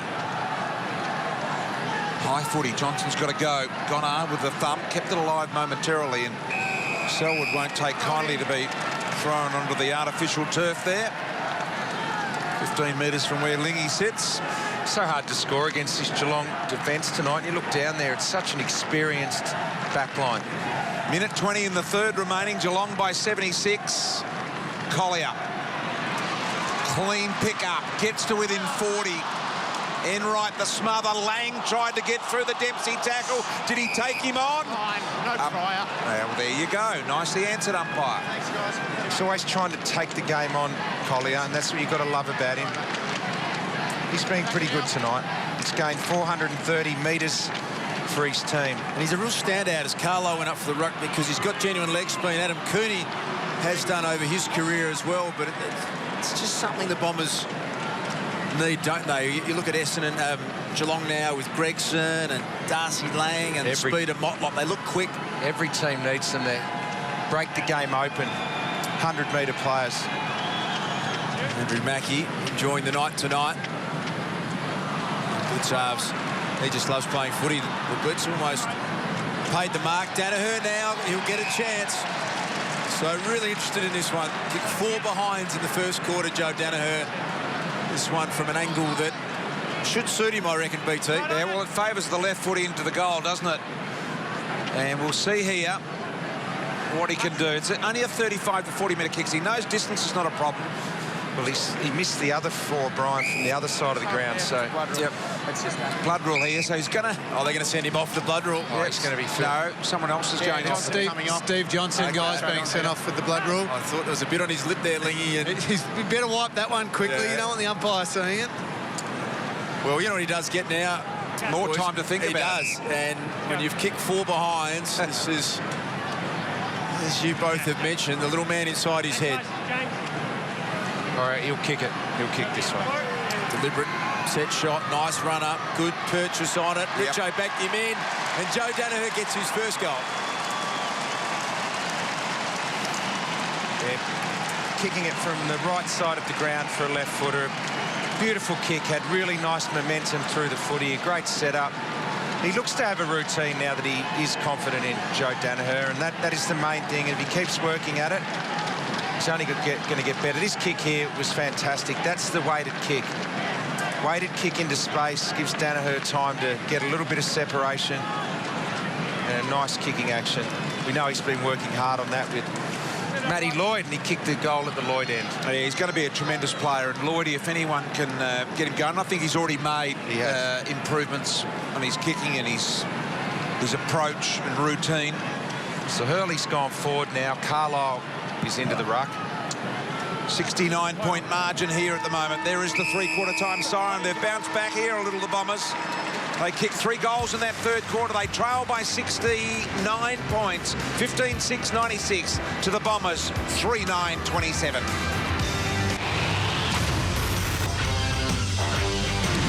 Big game, full house, big players. Danaher in the first quarter, 4 behinds. He got the ball enough.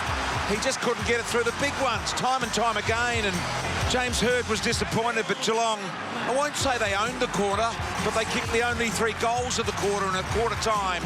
thanks to Lonigan's goal here. They led it by 14 points. Second quarter, explosion of goals here.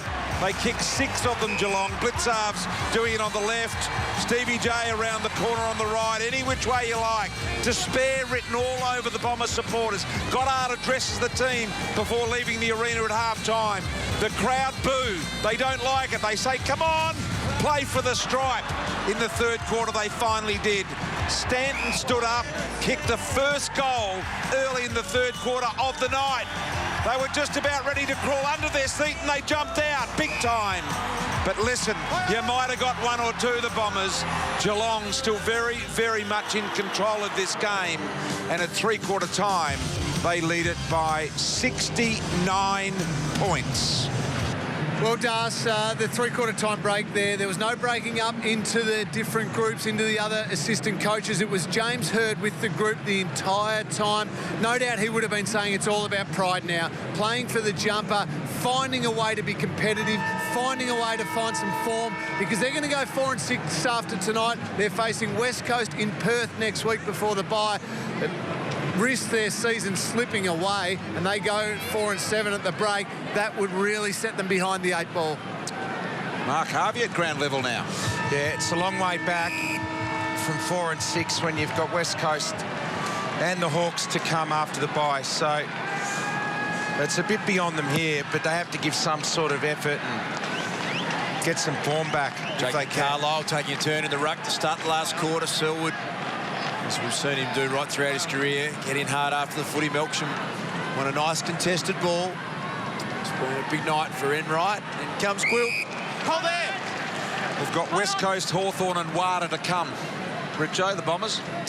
Yeah, and that has to be on the players' minds. Absolutely. Stanton round the corner. Long ball. Chapman somehow funneled it out to Heppel, did really well. Merritt, the end result, kicked it inside 50 to Hurley, who was deep with Lonigan. Lonigan did really well. Deliberate underground handball from Chappie there, who didn't look too happy about starting in the vest tonight. Melksham gets plenty of that football right to the line. Lonigan once again, and the numbers here as Mackie takes no risks. But the point you make there, I mean, AFL footy, you're playing it because you love it first and foremost, and you get drafted to the AFL, it's your dream. I mean, this is not meant to be happening. These guys are going into a third year of this whole saga. It has to have some sort of effect on you. Nearly destroyed careers. I mean, it just can't be enjoyable. You're meant to enjoy playing your AFL footy career. Well, it's an unprecedented set of circumstances, and this playing group at times have been unbelievable in their resilience. They've, against the odds, won games where we thought that they just wouldn't be able to stand up. And as we've first spoken about, you just wonder whether at some point it just gets you down and the whole club under fatigue. There's got to be a tipping point with it.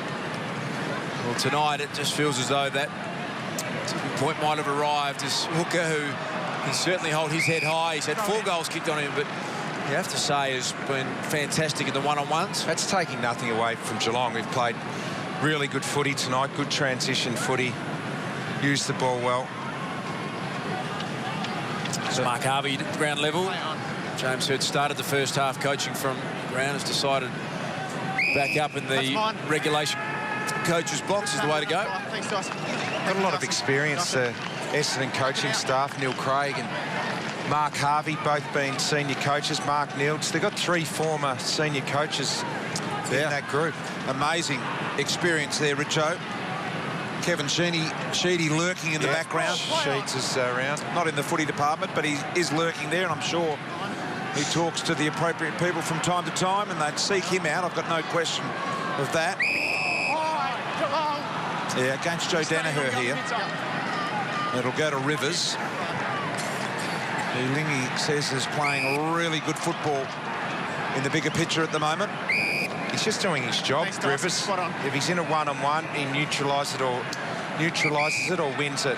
That's not lipstick. That's some blood from earlier tonight.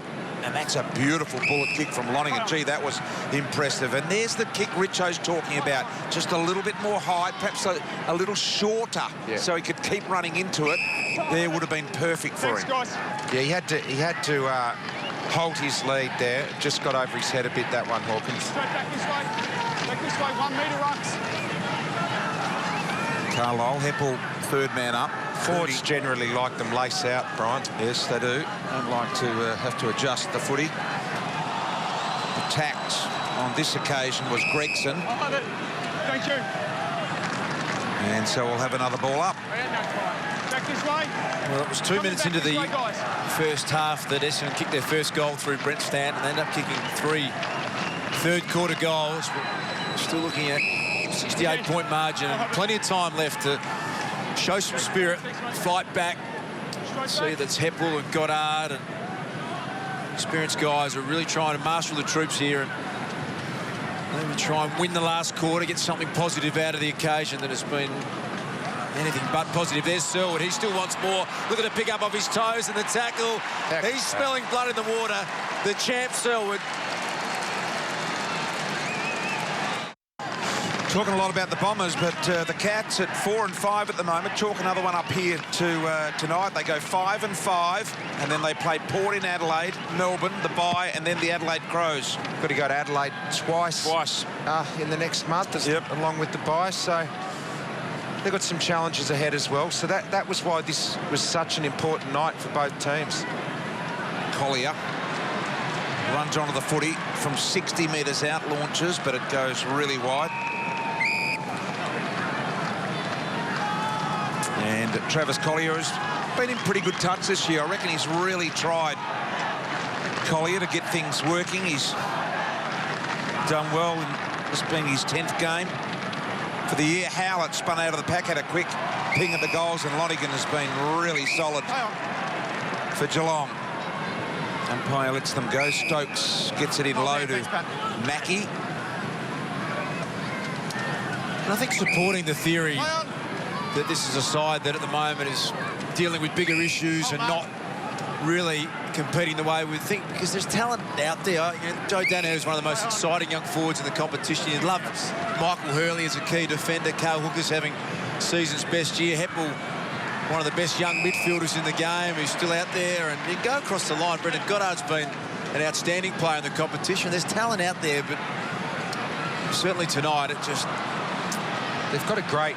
Their big men are fantastic. They've got a great spine down the middle of the ground, but it's just not functioning how they would like. Danaher's young inside 50, so he's going to be inconsistent. I'm not sure Carlisle sees himself as a forward. I'm not sure he knows the role as yet. I think he's probably a defender still. Gregson wanted the one-on-one. Over the top came Goddard. Clearing kick from Carlisle. He's playing in the ruck at the moment. Jared Rivers, the man in front, was just read it a little better on that occasion. Mackie. Because don't forget Carlisle was an All-Australian defender, Richo. And, very good, you know, he was moved forward. Here's Johnson, and he gets another one. He sent that one groundwards. Did well. He's got 4 for the night, Stevie J. Let's go.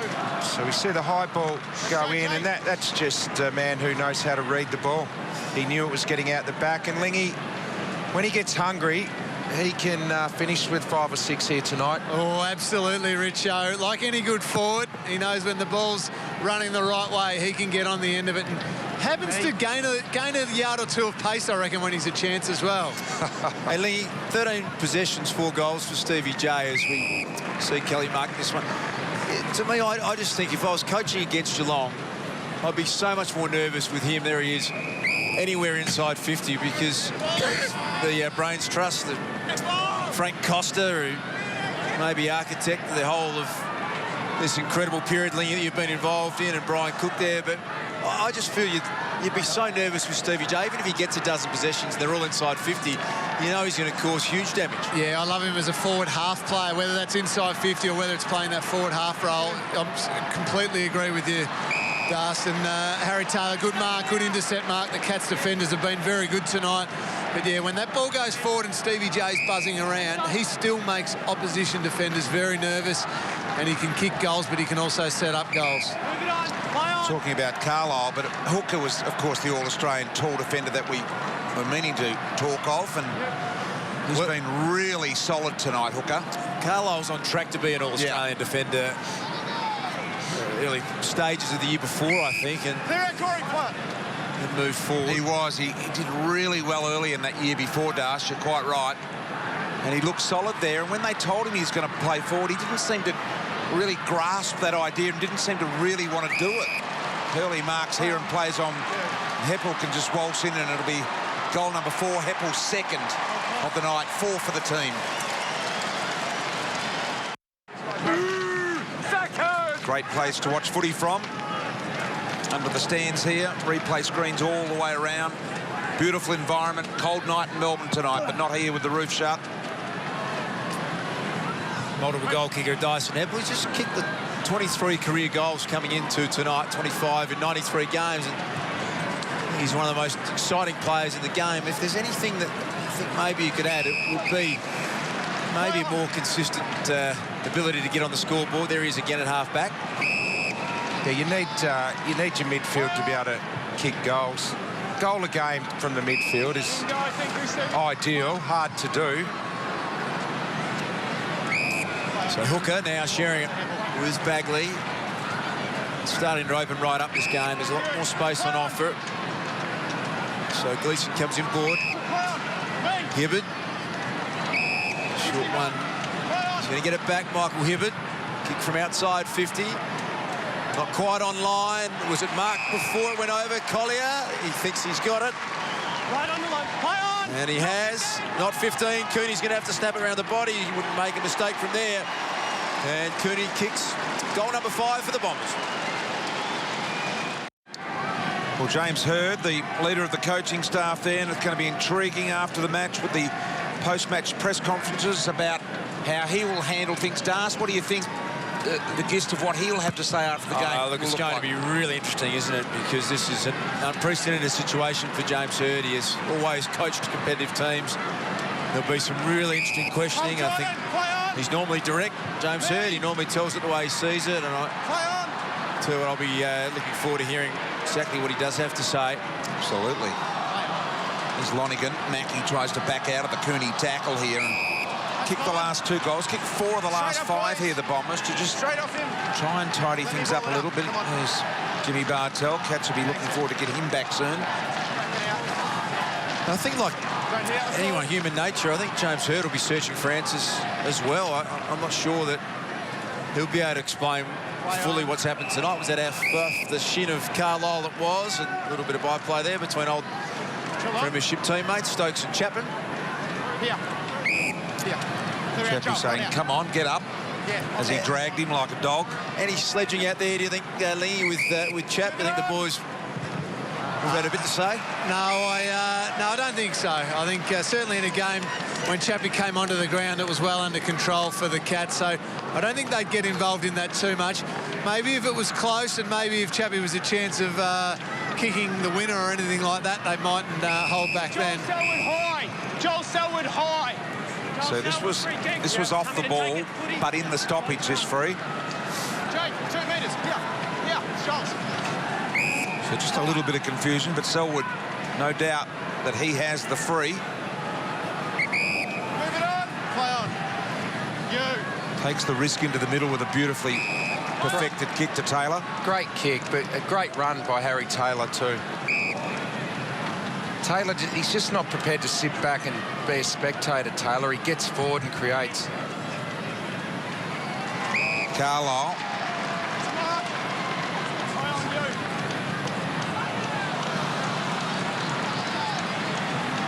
Enright. Deep inside 50. Kyle Hooker did well, need to get across the line, and he does. So, good crowd in here tonight. What was it, BT? The crowd? I think in the end it was about 40, Rich, and I'm told 40. There you go, 40,362. I'm told a lot of those reserve seat holders, perhaps at the last minute, decided not to come, but certainly every seat that was for sale was sold here tonight. So, a reasonable crowd. These sides have averaged at this venue. So that's members 48. who've got a reserve seat for the year that haven't turned up. Yep. Medallion Club members as well in amongst that. Collier is going to back his speed in against Thurlow. He gives chase here at half-back, now going backwards. Not a lot on offer. That's highly skillful play there from Collier. Left foot kick running away. Merritt, they can open this one up. Called Dempsey's name too often. Likewise, Cooney. And an opportunity now for back-to-back goals for Adam Cooney directly in front. Normally a very accurate set shot kick. Spending a lot of time forward these days, Adam Cooney. No, he's had a lot of issues in the last 4 or 5 years with his knee, 15 seconds gone. Corey, which has limited his time in the midfield. Haven't kicked 3 goals in a row tonight. Chance to do it with back-to-back goals from this man, Adam Cooney, former Brownlow medalist. Played 200 games for the Western Bulldogs. And he makes no mistake. 2 goals to Cooney. That's what it looks like for the Bombers with games to come. One before the bye over there in Perth at Domain Stadium, West Coast, and then the bye, and then Hawthorn St Kilda. So the next 2 are tough. The Eagles look unbeatable at home at the moment. In awesome scoring form, the Eagles. #1 attack in the comp, I think, or maybe second to Hawthorn. Against Joel Selwood. Behind you, Sean. So they're going to have to defend a little bit better against the Eagles and Hawks. Very attacking teams. So free kick against Joel Selwood. Just a little bit of by play on the ground. Howlett. It's like real junk time stuff this at the moment, as Fantasia's shown a bit at half-back. In his 4th game of AFL football, Howlett came charging through, and the kick was well weighted. Collier probably disappointed he couldn't complete that transaction. Cooney finding some late possessions of the footy. Kelly, Enright always prepared to take a risk. Hibbert might get involved in that one. Murdoch couldn't quite complete the mark. Harry Taylor's been clean tonight. And a short one on is taken by Josh Walker. The Eagles are the highest scoring team in the comp this year, and Hawks are #2, so going to have to defend a lot better in the next few weeks. It's been an intriguing battle, this one. Hooker and Hawkins, the 4 goals for Hawkins. Hooker certainly been able to hold his head up high. Gleeson just spots up Howard, but he doesn't come out in the footy, and Mackie with a desperate lunge sets up Motlop. He tries to draw the player, but he doesn't come, and Stevie J was a little disappointed, but he understood. Motlop goals.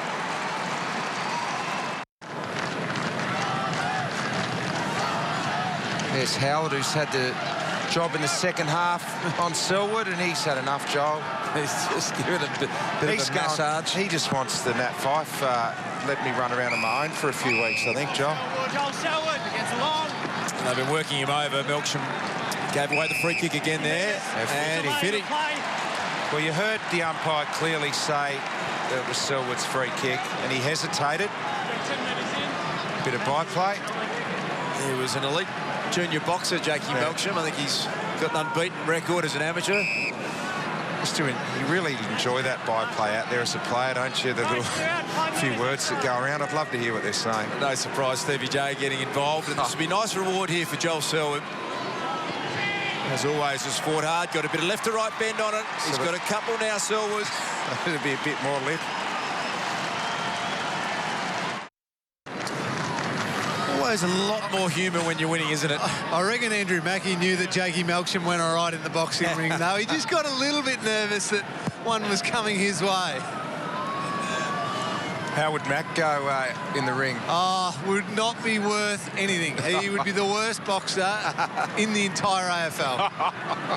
There's a nice rap. That's a good rattling. When you're up against someone like Melksham, they come back really quick. A guy that can handle himself, and I'm not sure. And then Stevie J's the little. Oh yeah, just Stevie a little wants shape a up there. piece of it. Oh, and he just gives him a little slap there and a tickle. And he's got the free. Sucked him in there, Stevie J. He did it beautifully. He has been giving him lip for the last 5 minutes. Stevie, come back around. This is it. Thank you. So look at that. A bit of experience there. Absolutely sucked him right in, didn't he, Stevie J? Knew what was going on. Great work from our cameraman up here with the ISO cam and the boys all over it. We're not encouraging any sort of violence there, but a bit of funny, bit of byplay. A fair bit of sledging going on out there at the moment. Late in this game, Blitzar's back with the flight.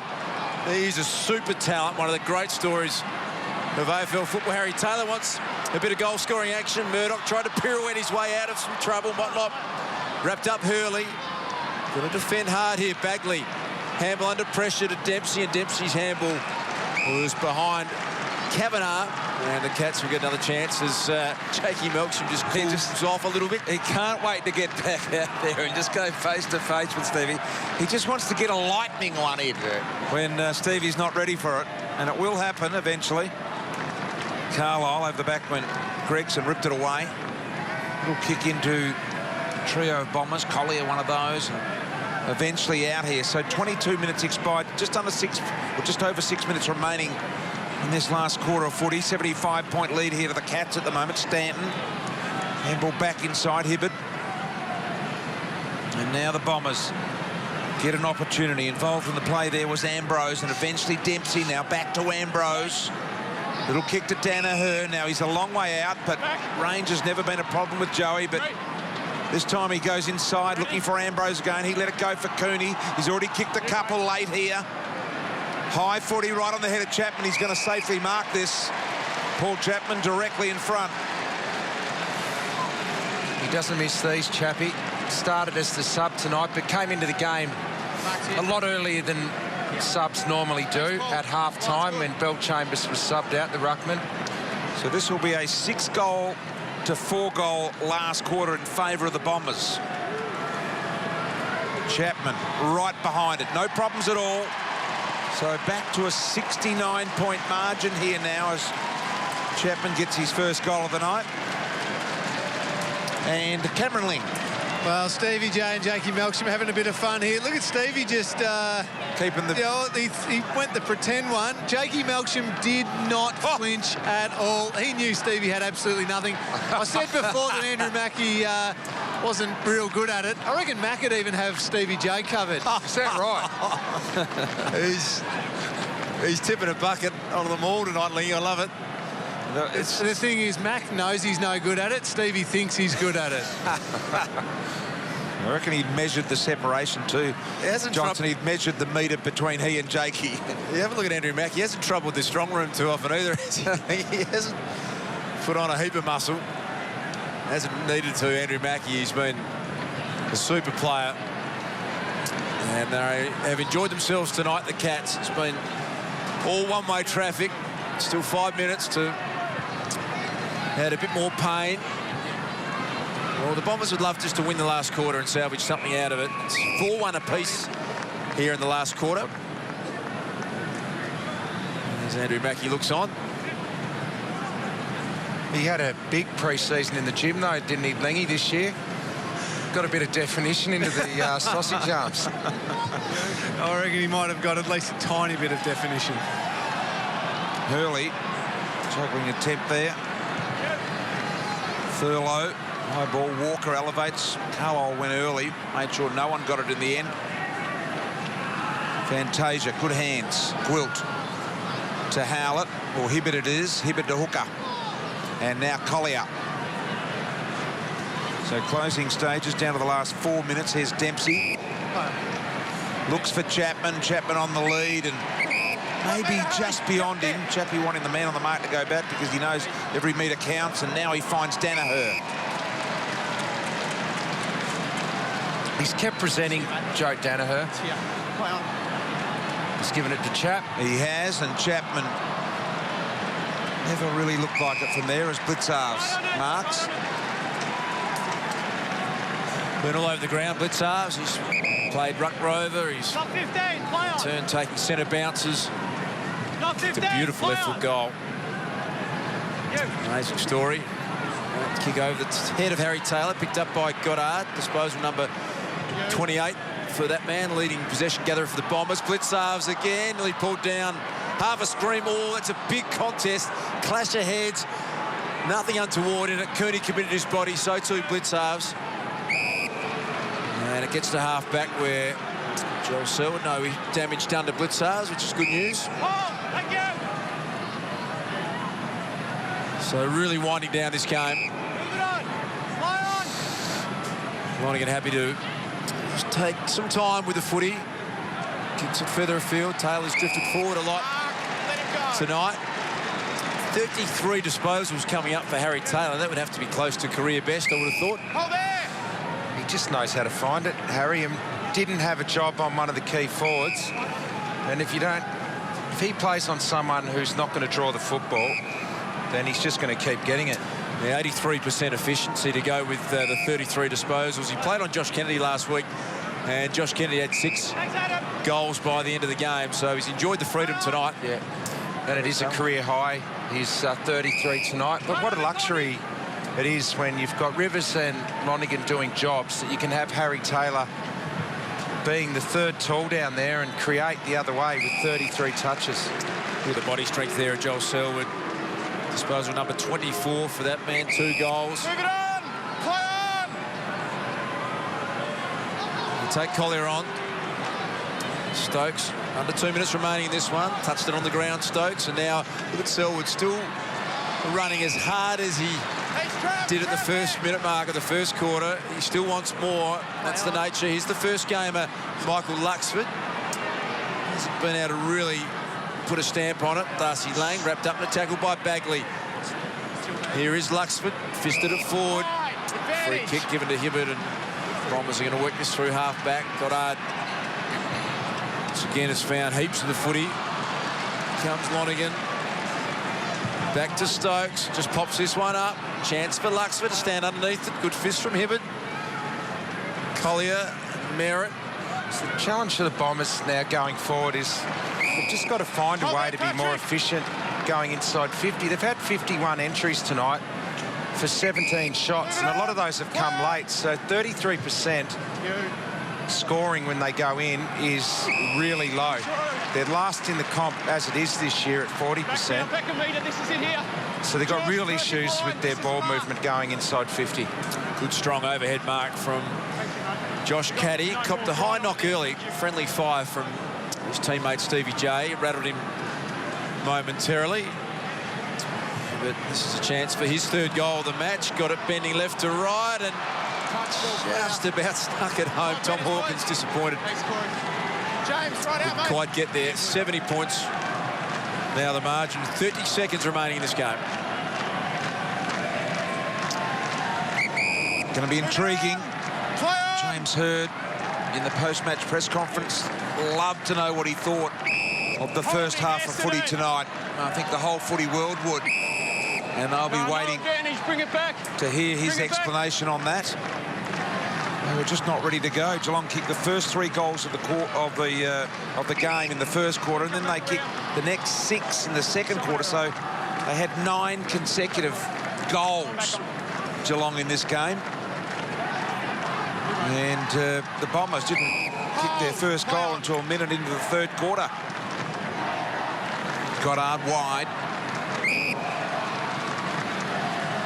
Merritt for the Bombers. Their last entry inside 50. And Mark taken in front this time by Ambrose. And siren goes. And Chris Scott clears the temporary office, and Chairman Paul Little would be a little confused about this performance, I would guess.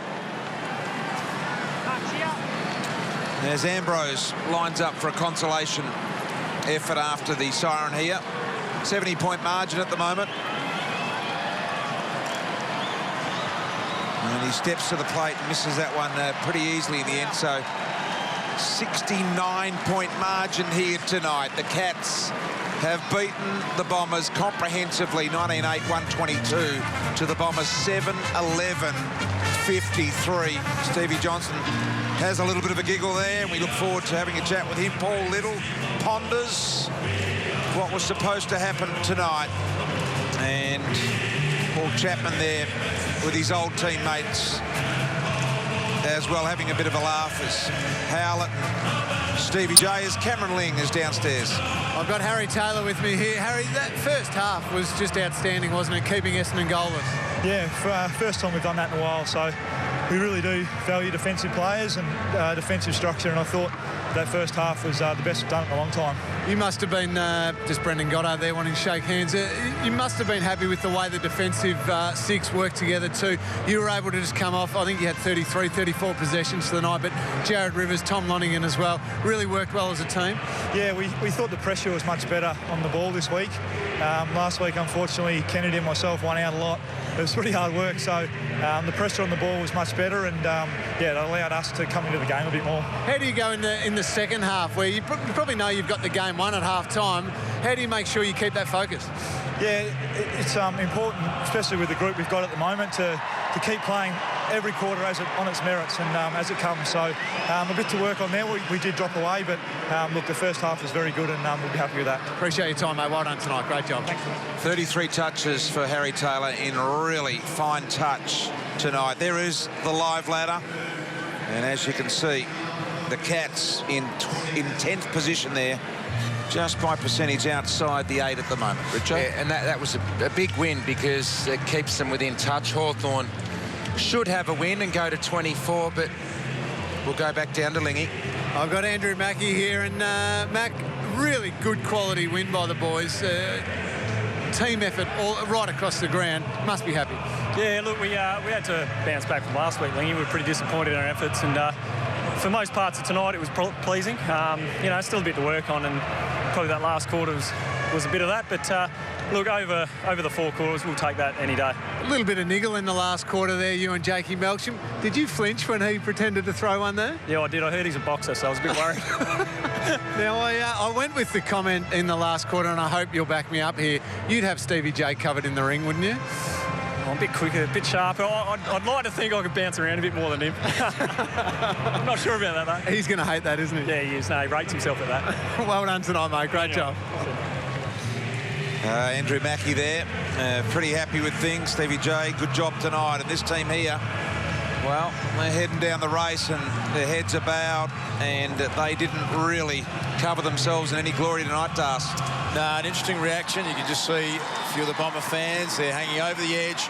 It's a strange night tonight. The first half, there was a lot of Bronx cheers. There was some booing and some disbelief about the way this side performed. So it's going to be an interesting wash-up tonight, BT, with the press conferences, James Hird in particular. It'll be fascinating to hear what he has to say. Stay with us on the other side of the break. We're going live into the Geelong rooms to hear that song belted out for yet another time. 40,000 here tonight. Geelong have won it by 69. Back shortly.